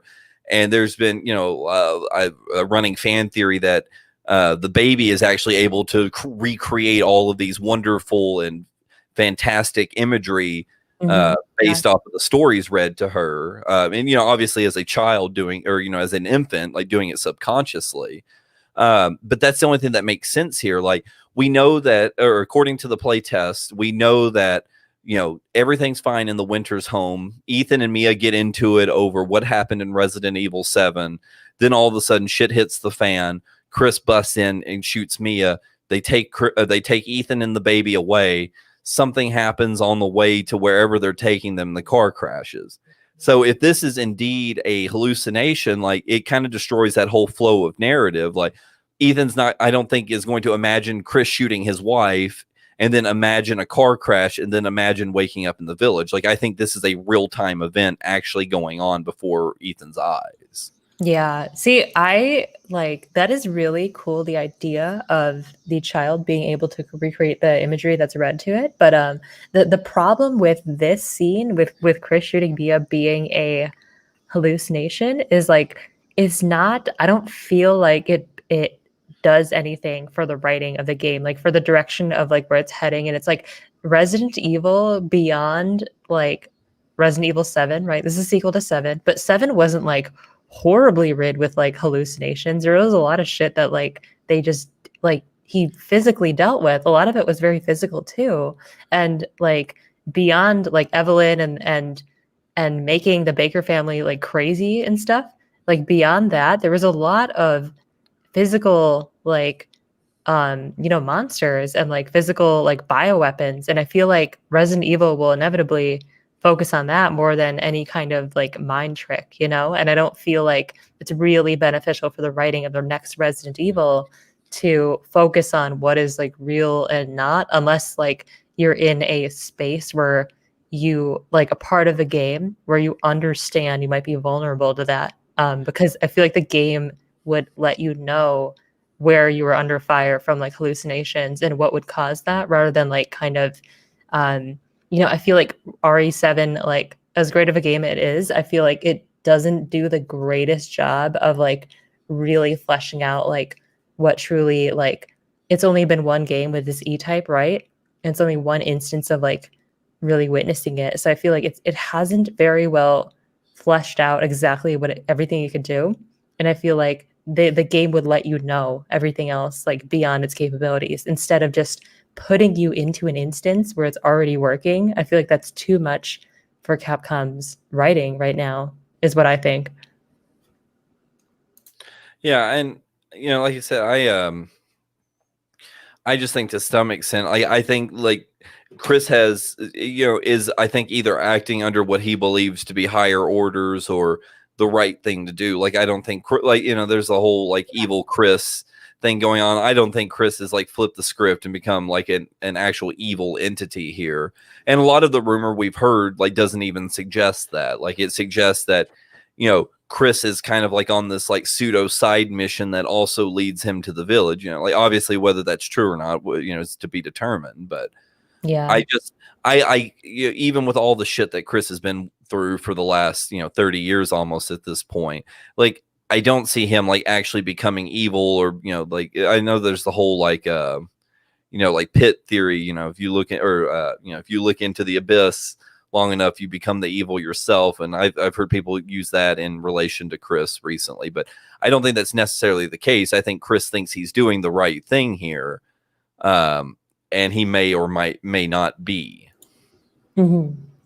That's like, yeah, I agree with that. I don't think that I think his motives are all like in line with the Chris that we've seen from the previous games. And I feel like he has the grittiness in his execution from RE6, but he's really just following the interest of like this corporation that he's with. And he's just like, whatever kind of order he's getting, he's just following. He's not like emotionally attached to like Ethan or his wife or anything.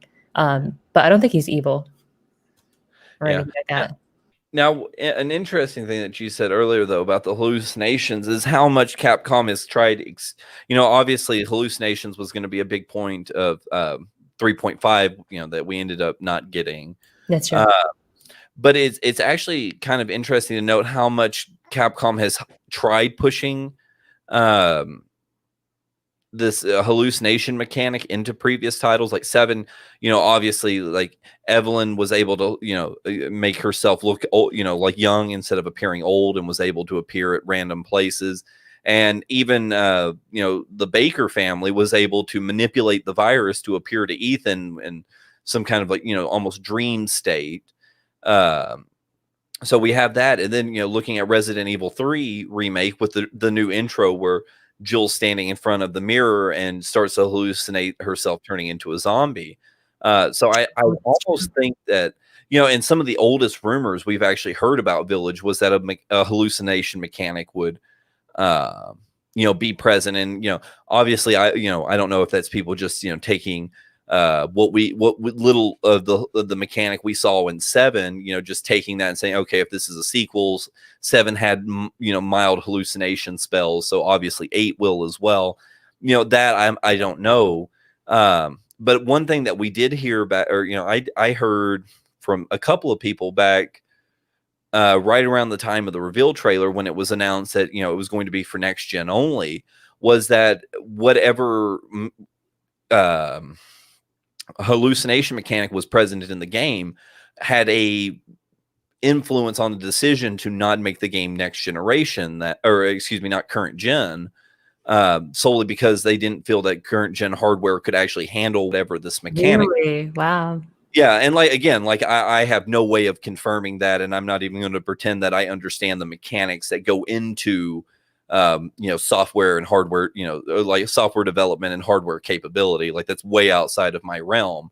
But to an extent, it would make some sense, because the way it was described to me was, for lack of better term, kind of like a day and night cycle kind of deal. Only there was another game that did this to a smaller extent, but it doesn't actually come to mind what it was. But basically, like, just say like you walk into a room, you see one, or almost kind of like Silent Hill to an extent. Like you walk into a room, it looks normal, and then like a second later, the room becomes like hellish. Mhm. Which is what was described to me, what is the vibe that I got from what was described to me.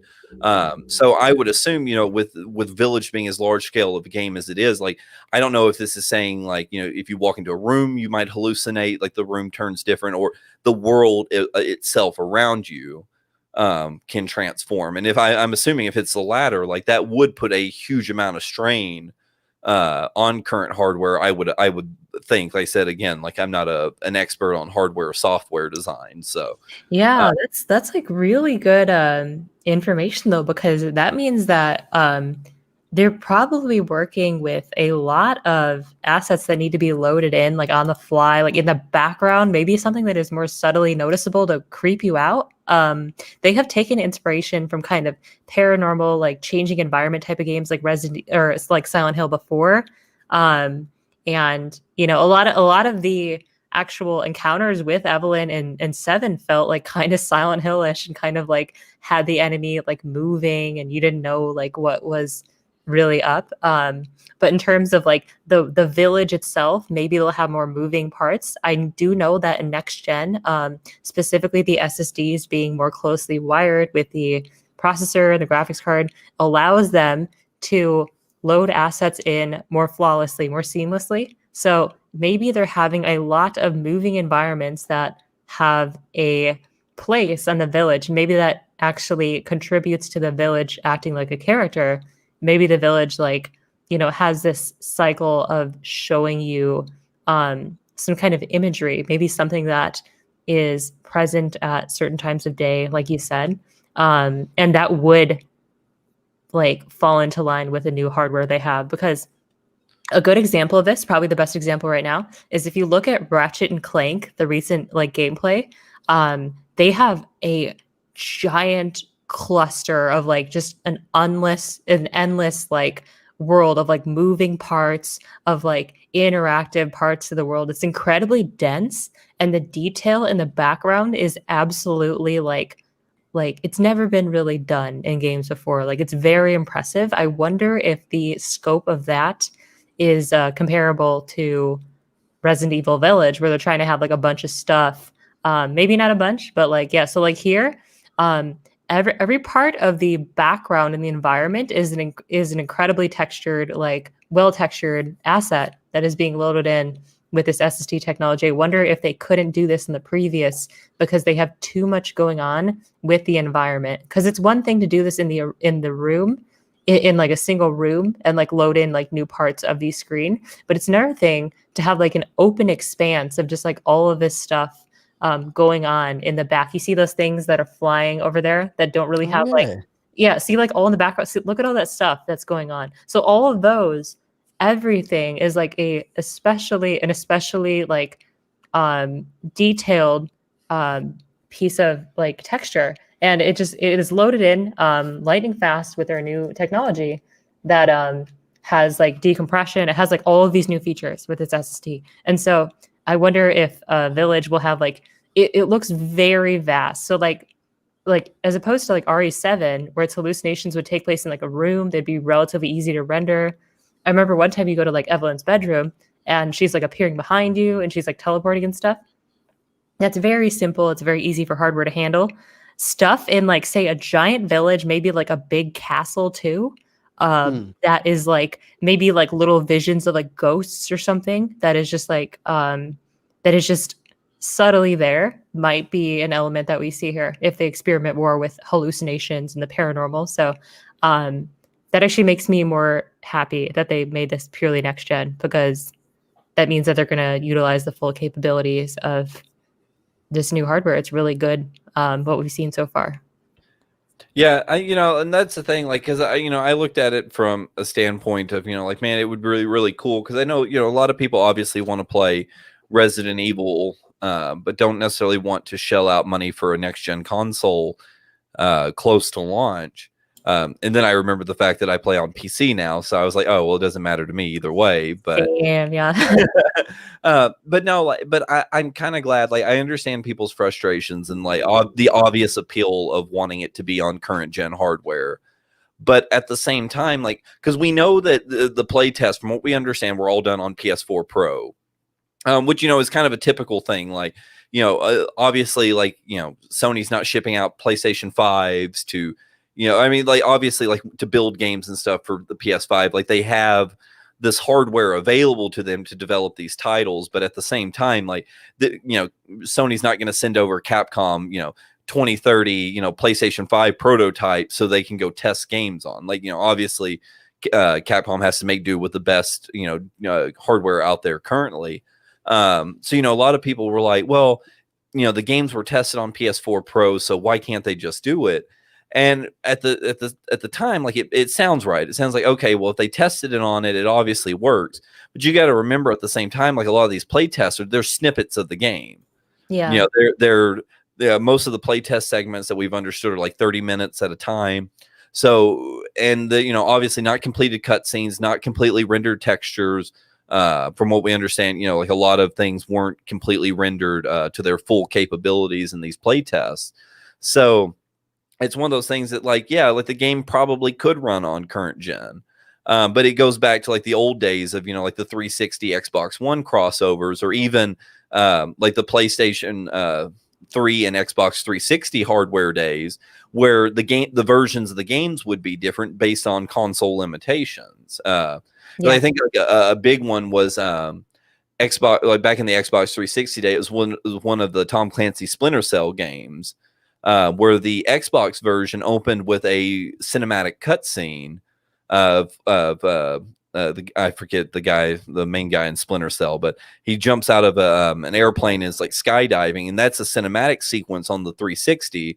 But on the PlayStation 3 version of the game, it's actually a playable sequence where you jump out of the airplane and you can control his descent. Wow. And it was based on hardware limitation. And I feel like that's would ultimately happen to Village if it came to current and next gen hardware. So, we know, with the load time, with next gen, there's going to be, relatively no load times, and there's going to be, a few extra cool things that next gen can do. And I almost would kind of hate to see a step back of the game. Like I said, like, as cool as it would be to play, Village on my my PS4 that I have sitting down in my living room, like, that would be great. But at the same time, like, I don't want to see a dumbed down version of the game. Yeah, neither do I. This is like comparable to the kind of thing that happens when, like, really, like, more dense hardware intensive games are ported to something, like, really weak, like the Switch, right? They just become neutered versions of, like, really, like, this, like, amazing product, and they're just really watered down. And in this case too, like, even, like, because you mentioned load times, but, like, this new round of hardware, Xbox Series X and PS5 both, like, they could do so much more than just the load times. Like, even the roads, like loading up parts of the map when you're walking around, like, they would often, like, push you. So, for example, there was an example in, like, Jack 2 where you would go through, like, part of the city and you have to fit in this, like, really tight tunnel so that the game could load seamlessly while you're walking through it, the next part of the city. And so, like, they don't have to deal with any of that anymore. So, like, with the developers, it's easier on their end because this massive village or this castle, whatever they're producing, all of the assets that are being loaded into that scene are, like, very readily available. And there's no kind of sacrifices on the way to doing that. But that would change if this was available on cross-gen, because they don't have that access to the SSD like the next gen has. Yeah, because it's almost like, like, for example, like, it almost, like, gives developers the chance to make all of their games, open world is probably the wrong terminology for it, but kind of, they, instead of building, all the different levels and different assets and stuff in separate chunks, like, now they have the availability to where everything's all one map. Yeah, Like every single thing, like you don't have to, like for example, in Resident Evil 2 remake, like the orphanage is its own separate area.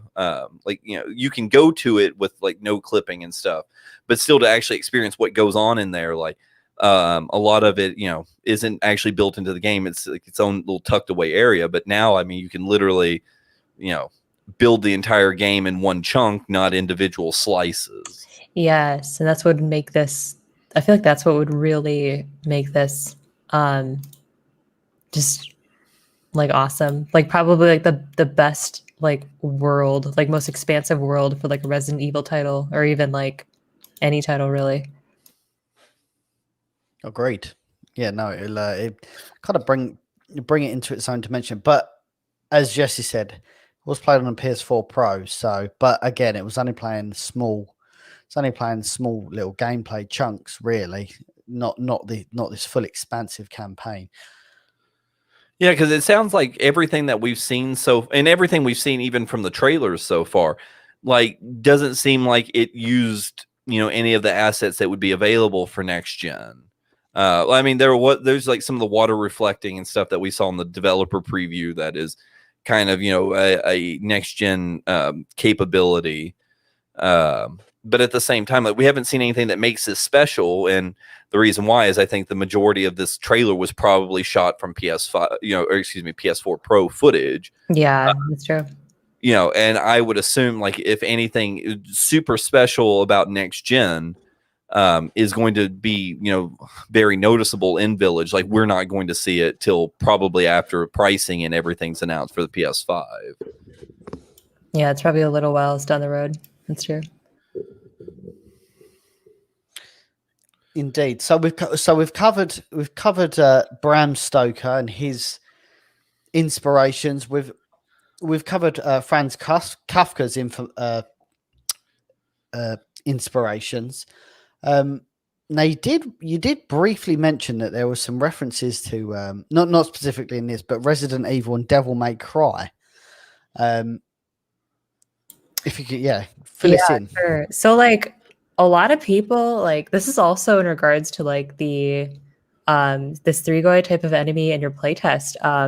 A lot of these names for these enemies are never like, they're always like a weird mishmash of what they might be called in Capcom's eyes. So like, for example, like you have that like dog, that like zombie dog. It's called a Cerberus. A Cerberus means like it's like a three-headed dog in like mythology, but like in Devil May Cry and in Resident Evil, it's like its own kind of spin-off. Like in Devil May Cry, it is a three-headed boss, an ice element one, just so you can get an ice weapon in 3, and in 5, it's like a multi-element one. So they'll use names like that to kind of loosely cover what something you would suggest about that monster, but it doesn't necessarily fit as a dead-on match for that monster. So it's like not necessarily a like 100% faithful to like what the thing is. It's just like a reimagining of what that monster or that thing is. So it's kind of like also too in Dracula, in a lot of like stereotypes of vampires too. Like not only can they shapeshift based on like the original myths of these three-goi, but they also have like super strength, super speed, a lot of other things that actually came from Bram Stoker's, like a part of that came from Bram Stoker's early childhood. He was actually bedridden for the first 7 years of his life. And then he, at age 7, he miraculously healed from this condition, almost like as randomly as it had made him bedridden. He kind of like healed from it. And from there, he became like kind of like a star athlete. Like he became like a star football player. He excelled in everything, like literature, everything. And that kind of like had a little bit of inspiration on him making like, vampires, Dracula had this like trope of like super speed, strength. Like it's like very reminiscent of that. Like something like rising from the dead, like his own rise from the dead is like his rise from that weird condition. And I wonder if that had like a really big impact on vampires and their take on them. So like with Capcom and Devil May Cry too. So like when they create these vampiric type enemies, I wonder if they will be called something, you know, very similar, if they will take names for the wolves, if they'll call these wolf monsters Pricolici when they're really spirits that are like usually violent men that have died and that come back as like a kind of werewolf type of thing. And so like the really Capcom does a lot of rehashings of these creatures.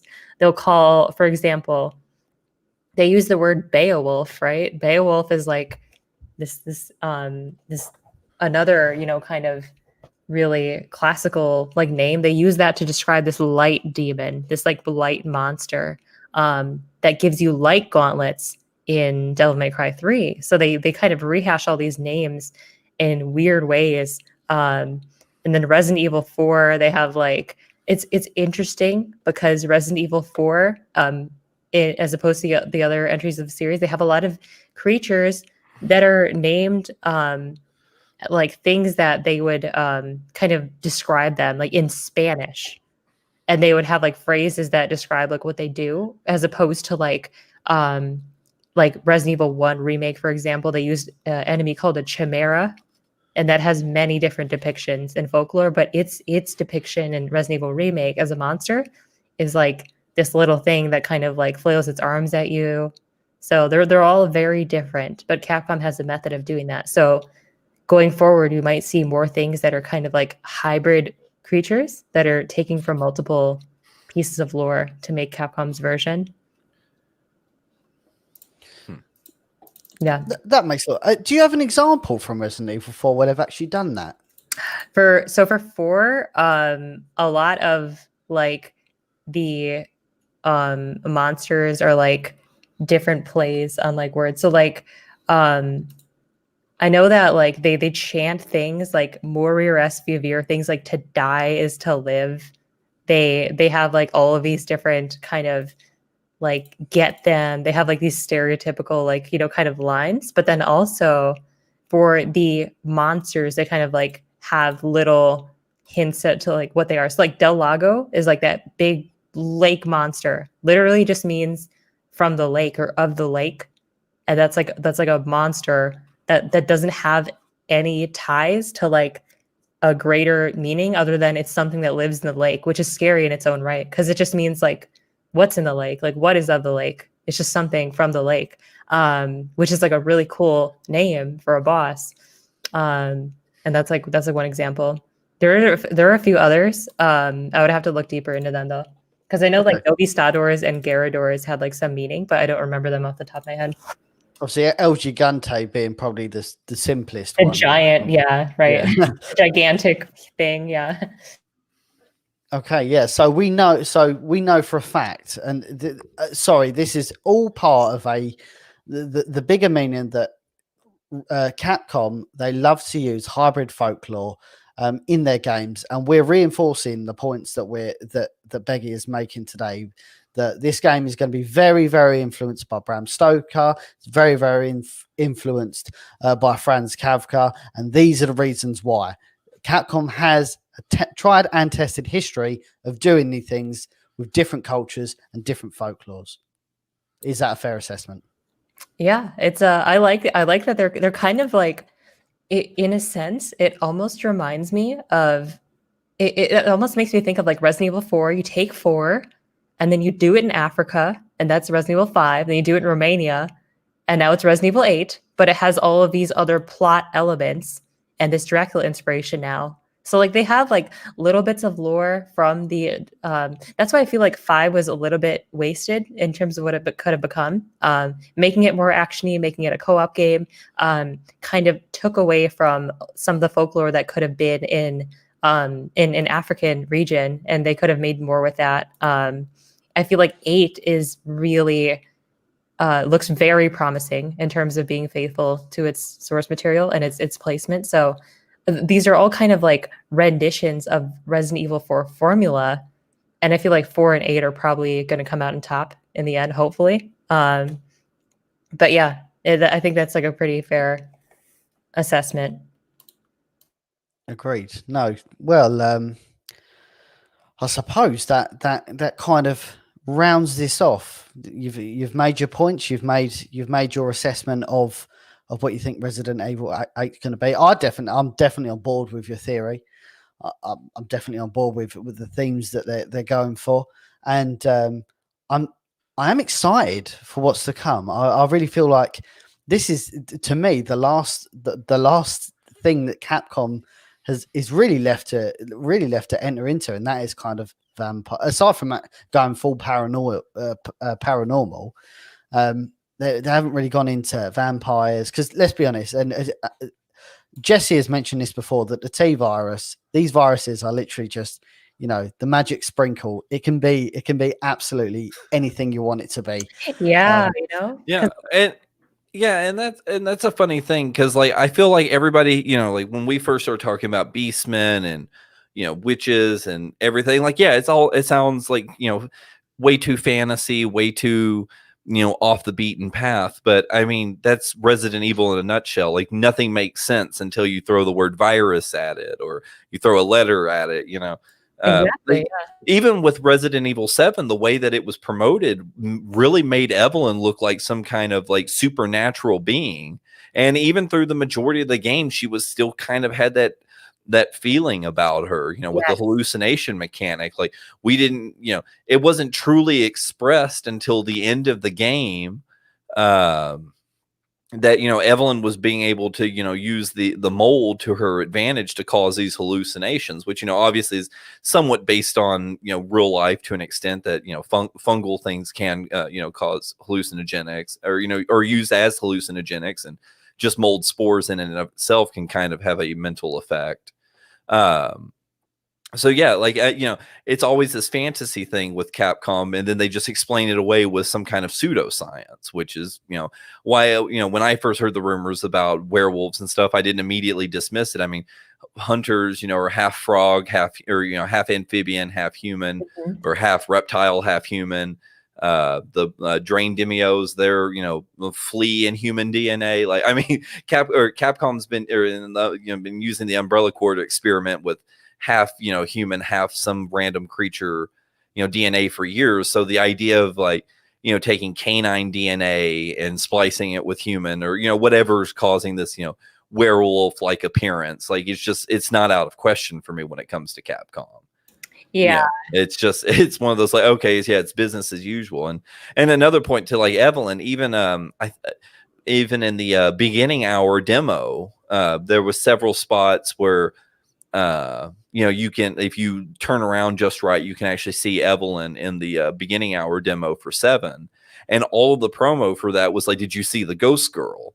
Like, so Capcom even kind of set up 7 to have some kind of paranormal element that, obviously didn't come to fruition because it was all explained away by virus. So, yeah, again, like having this weird mix of fantasy, explained away by a virus, I think it's just how Capcom does things. And I think, going back to like Resident Evil 3.5, I still think Hookman, as much as it was, an obvious paranormal thing, I think still by the end of 3.5, like it would have been explained that Hookman was caused by some kind of, viral influence, or, Leon hallucinating from being infected or what have you. So, again, like I think Capcom always kind of does this route where they're like, oh, we're going to sprinkle some fantasy in here, and then pull it back last minute and, say, oh, no, just kidding. It's a virus. Yeah, that's true. See, like, I feel like they're in that position to kind of innovate with their monsters and their horror and stuff. And it's just like they're kind of in a tight spot because they need to explain what they have with science. But it's like I feel like Resident Evil 7 didn't even do the best job of like doing that. Like I felt like it really, like the vibe I got from it was almost like, if this is going to be slightly supernatural, that's fine. You don't have to explain all of it. And I feel like not everyone in the community really thinks that way. A lot of people wanted to stay true to like viruses and science and such. But yeah, a lot of the monsters already are just like weird experiments on like various creatures, like the hunters, like you said. And like they're just because were just means like a morphing with a human. Were means like you could have like a were bear, you could have a were frog, and that's like a hunter. But like a werewolf and like all of these other creatures, I feel like Capcom really just wants to reinvent what they're doing, because honestly, I think that their monsters were getting kind of stale.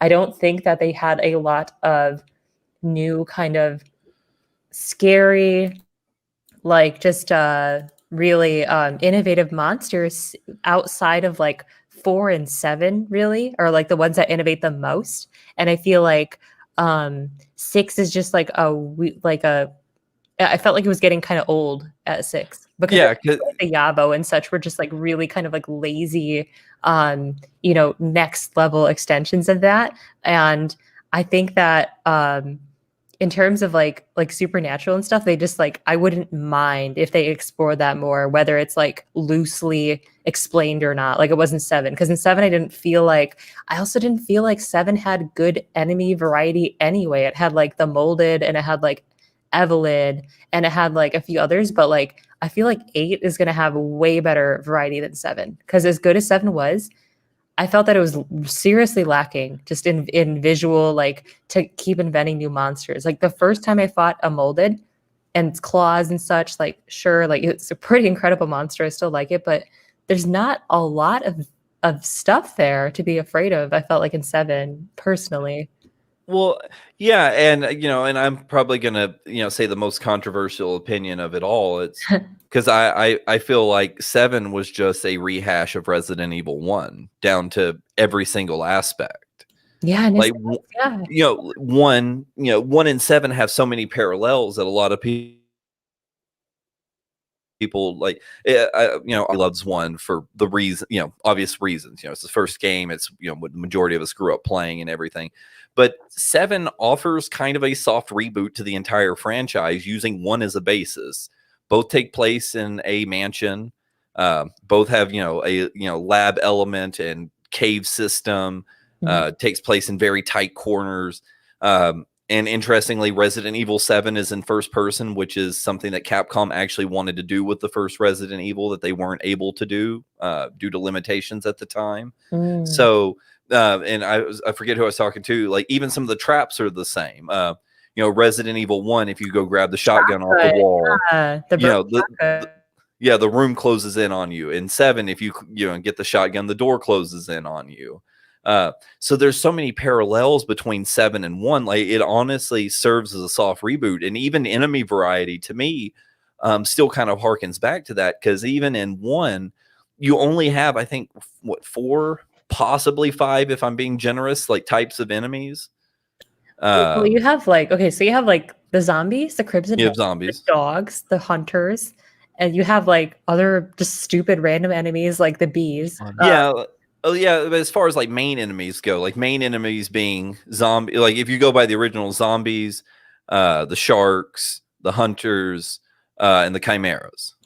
Spiders. Yeah, and the dogs. Oh, and spider. Yeah, dogs, chimeras, spiders, hunters, and zombies. So five types, because I think the counting the bees and the moths are kind of that's not really but yeah, like 4, like 5 to 6 enemy types, and obviously I think 7 dumbs that down a little bit, because you have your standard molded, you have the molded with the scythe arm, then you have the little liquor moldeds, and the fat one. Yeah, and then the fat one. So you only get 4.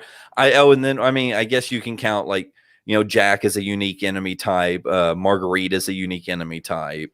Yeah, I get like those are boss fights, but but again, like 7 or 1 doesn't actually have that huge of a variety of enemies, and the variety it does have is kind of just throwaway, like, oh, let's put something here kind of deals. Like, honestly, I've said it before, like with 3, like when 2 and 3 was remakes, when people were like, oh, well, they didn't include the giant moths, or they didn't include the spiders. I'm like, or the crows for that matter. Yeah, like it doesn't really add to the story, or it's like I don't really care. I know that's terrible to say as a Resident Evil fan, but honestly, like having the crows in 2 and 3, or not having them, did absolutely nothing to the gameplay. That did I honestly, like, I 100% agree. Like enemies like that just like are kind of like a trope, and they're there because it's like, oh, scary, like birds flying around, but they have nothing to do with anything. Like I don't mind seeing them gone really. Like I feel like the argument for spiders maybe be like a little bit stronger, but still like the spiders out of like the whole thing, spiders would have been something that I would have wanted to see, especially because there was like illusion to them everywhere. Like there was like actual like spider webs and stuff, I think, in one of the sewer levels.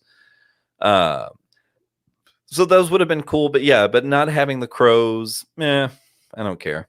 Yeah, not like if they did a one remake and the bees weren't there, whatever. That's really fine. It's fine. It's one of these things that all that happen is Capcom will just put it in and then go, it's just a T-Virus with a spider. Yeah, all you want to say. Yeah. That's all they're going to say. So it's completely throwaway. Or like he has been pecked to death or something like that little line. That's just like, yeah. See, no, what you're saying, Jesse, though, is like, it's so true though, because like even Marguerite's like little second like guardhouse that she has, that's where you encounter her like infestation and her bugs and stuff, Oh yeah, there you go. There you go. I didn't even think about that. That's just like the other like the residence where you go to in one where there's like those bees and like you have to get that like spray to deal with them. But this time it's like a scary boss instead of like a room that has like them.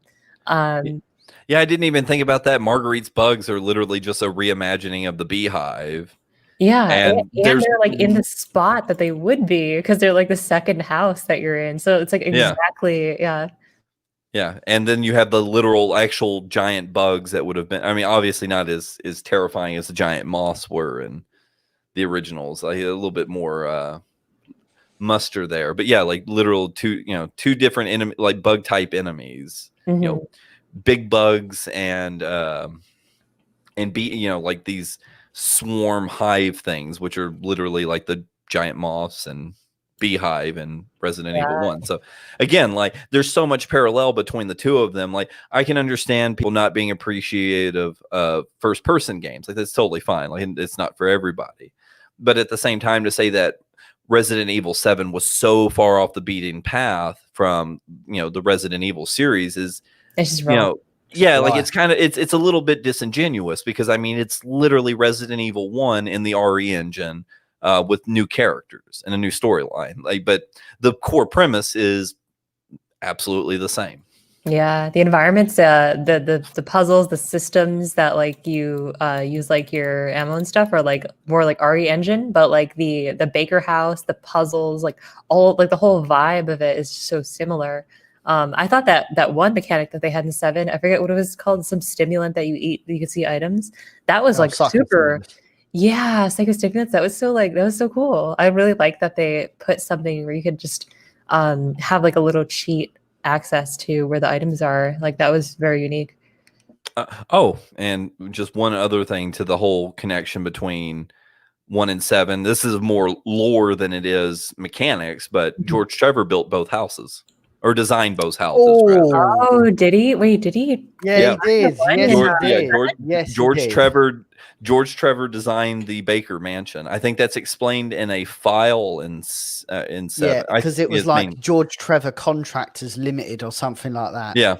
Oh, that's so wild. That's crazy. Yeah, smoking gun. So not again, like it's not just, it doesn't just feel like Resident Evil 1 for no reason. It's lore friendly, feels like Resident Evil 1 for a specific purpose. So what you're saying is they're taking the Star Wars approach, where it's like that you had like an original trilogy, and 7 was effectively the start of the new trilogy. I mean, kind of, and I mean, again, like another correlation you can make between them is the endings of the game. Massive enemy, helicopter approaches. Special weapon to kill said boss comes by. That's Chris Redfield, and Chris Redfield's in both endings. So you've got Chris Redfield dropping. He's not Brad dropping the rocket launcher, but you've got Chris dropping the the special E-series gun to Ethan to again defeat a horrific monster in one shot. So again, it's the same game. Honestly, they rehashed that helicopter rocket launcher nonsense so many times, like so many, like even like Resident Evil 4 and like Resident Evil 3, like the helicopters, like the helicopter pilots always have the worst luck ever, and they're always like, yeah, they're always just Yeah. Yeah, I don't want to be a helicopter pilot in the Resi universe for sure. But yeah, again, I'm actually kind of sad in a way that like you got a pistol to defeat Evelyn in in 7 instead of a rocket launcher. I think it just that makes me feel like though that that like the fact that they have a gun to just obliterate an E-type like makes me think that like an E-type isn't enough to have like that strong of an influence in this game. Maybe it'll be a building block to something greater, which it was what I would hope for. But I feel like the fact that like they've dealt with like Evelyn and they've like blown up this giant monster with this weapon that they've created specifically for her, like that makes me think that like I don't know. I feel like whatever is behind the hallucinations, it's going to be like some weird hybrid. It's not going to be like an E-type specifically. Well, and here's a confusing thing for me that I never quite understood, and I don't know if it was oversight on Capcom's part or what, or I mean, I'm sure there's probably actually a lore-friendly explanation. I think I know what you're going to say, but I'll let you say it. But I don't understand the end of Zoe DLC and how Jack Baker is still alive. That's another thing that's like because like if you look at any time like obviously not necessarily the Resident Evil franchise, but like any franchise where there's always been this like host creature, like once it dies, everything else connected to it dies.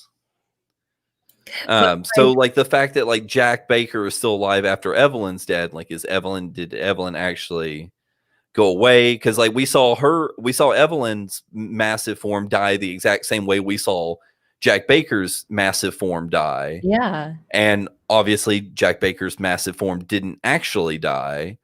So, But what about Marguerite then? Like, is she like, what was her exact like death scenario?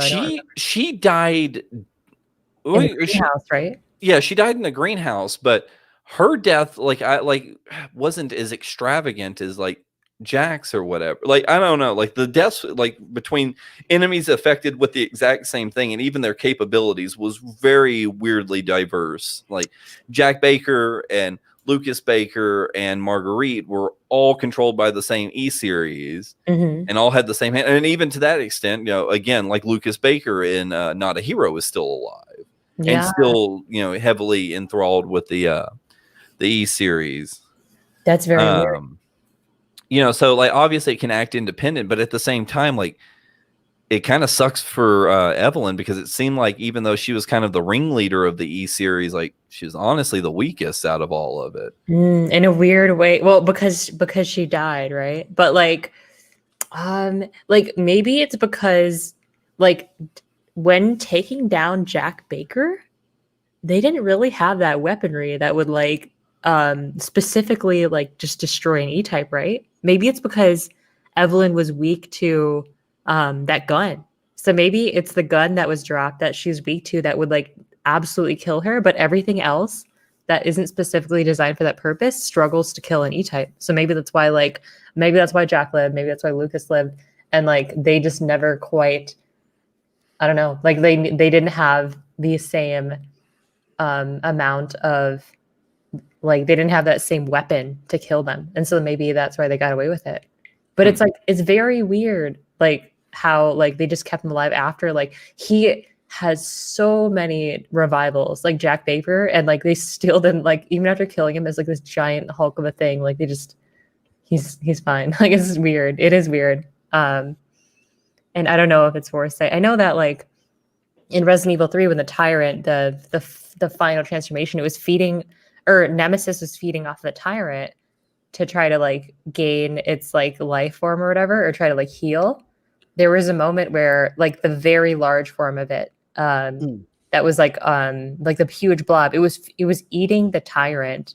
It was like feeding off of it, and like that made me think of like is there still like residual kind of like power to be gained in all of these dead BOWs? Like maybe is that like what like maybe maybe killing Mia in RE Village too, like maybe there's residual you know, kind of like E-type influence in her even though she's dead, and maybe that's why like dead Steve Burnside has T Veronica virus that could be accessed. So maybe these things that are dead still have like the virus flowing in them, but I don't know how that's like explained. Like I don't know how, like, because it seems like in every instance where their body is like no longer alive, they're still used somehow. Like even how like the tyrant was too. And I wonder if these like play into that. That's weird. Food for thought. Definitely. There's just so many dead things that are like suddenly like just so useful. Not even suddenly. Like Code Veronica, like Wesker was like, "Oh yeah, I'll bring him back. Maybe you'll see Steve one day." Yeah, and I was like, "Yeah." It was like his dead body, but it's like so useful. Like maybe Mia's dead body is like useful. Well, no doubt we will see, and it is worth noting. There's going to be some more. We haven't quite been told what it's going to be, but some more information will be coming out about Resident Evil 8 at the TGS, the Tokyo Game Show, later on in the month. I mean, just before we wrap up here, Beggy, what are your hype? What's your hypes for the TGS? What do you think is going to be there? Where do you think they're going to go at TGS? I think given that the latest information on a lot of Sony releases for PlayStation have been focusing kind of on hardware, the gameplay, showing like the game in action, I feel like they're going to show more of, you know, kind of over the shoulder shots or rather first person with Ian, like actually fighting, which means enemies, which means there's probably going to be more enemies to unpack. They also hinted at revealing like a major returning character. So we'll see who exactly that is, if that's still a thing. But yeah, I'm thinking gameplay, which means more enemies, which is like exciting. If there's any more that has to do with symbols or religion, that would be like really cool, or like worship, cult worship, anything like that. If we, Beggy, if we do get a returning character in Village in general, or if we get a reveal of one, who do you hope it is? This is like a really hard question because for me personally, like I know that there's so many characters that are like intertwined with this. We know that Ethan, Mia, and Chris are involved. So like it would make sense that Barry has a hold in this, that he's like connected, because if again, proceed like after the events of Revelations 2, and if that's a thing, he's in quite a situation right now. And there's a man that is in the old man that is in the trailer that looks like Barry in the RE engine. I don't know if that's quite him. But he's like not the one that's like skinnier with a gun, the one that has like kind of like gray hair. He has blood spatter on his face, like that one. And there's some speculations of like, is this like how he looks like now, because he's like older and he's in the RE engine, and that would be crazy. So I kind of hope that the returning character is Barry. I don't know if there is obviously more news on Alex. I don't know if they would reveal it just yet. So I would want her, but if not her, Barry would be like really cool. Andy, same question to you. Who would you like to see come back? Netman, yeah. He doesn't realize he's muted himself. True. I did actually say Steve Burnside. No, on a serious note, I mean, I would take the point of Beggy and say Barry. I'd love to see Barry again. I think he hasn't had a story for a long time. But also Billy's been hidden and we don't know where he's gone. I mean, there were theories that he was going to be the nemesis, or he is the nemesis. But again, that's kind of fizzled out. And Wesker, obviously, the big one being Albert Wesker. That would be nice. What about yourself? You know, given the situation, I'd also have to say, you know, Barry would be a big one for me. And I know we just had her in a game, you know, 2 years ago, or it would be 2 years when this game comes out. But given the fact that Chris is in the game, Claire is relevant, I guess. yeah, I would not be surprised if Claire has a bit. Like, honestly, like I've kind of thought from the beginning with Chris's action, somebody close to him had to die, or be threatened or something. It's similar to Resident Evil 1 with Barry's family being threatened. And to me, like, the two logical choices here is that Chris is acting bad under the direction of somebody, either Barry or Claire is in danger. So I honestly wouldn't be it wouldn't be a huge surprise to me if Claire could potentially be the returning character. And there's been some rumor about that. I think our friends over at Evil Hazard, Brazilian website, actually put something out on that today. I hadn't got a chance to look into it yet, but again, like I said, it's very fitting with the fact that Chris is in the game, and Chris and Claire actually haven't been in a game together since Code Veronica. So it'd be nice to see the two of them actually reconnect on screen for once. Yeah, Claire and Barry would either of them would be awesome. They would be huge, because what that means is that they're tying back to Revelations 2 already, because both of those characters are like the key protagonists, and they have dealt with Alex personally. So if those are returning, then like there's more evidence that like Alex is like very obviously connected, because that's the story of both of them, Revelations 2, Barry and Claire. And like that thing you said with his daughters, that's why I felt like too, Alex kind of wants to like that whole like situation in Resident Evil 1. There was like, because he had Jill, he pointed a gun at Jill, Wesker pointed a gun at Jill, and like was like, yeah, I have like his daughters under control or whatever. And now that we've actually seen like his daughters and their characters, kind of like how Sherry grew up, and Sherry's a character like more involved in 6. In a similar way, I feel like Revelations 2, having either Barry or Claire would like be a perfect way to introduce that whole like arc of like Alex Wesker and such. So that's either of those two would be awesome, Claire or Barry. Agreed. Where can we find you online, Beggy? Where are you floating about on? I'm on Twitter at twitter.com/BeggBegg, spelled as it is on screen. And I'm also on YouTube, and you can just type in Beggy and it'll be the first thing that appears. And that's my channel. I also post content on Residents of Evil, obviously, about twice a month. And they're usually deep dives on lore as well.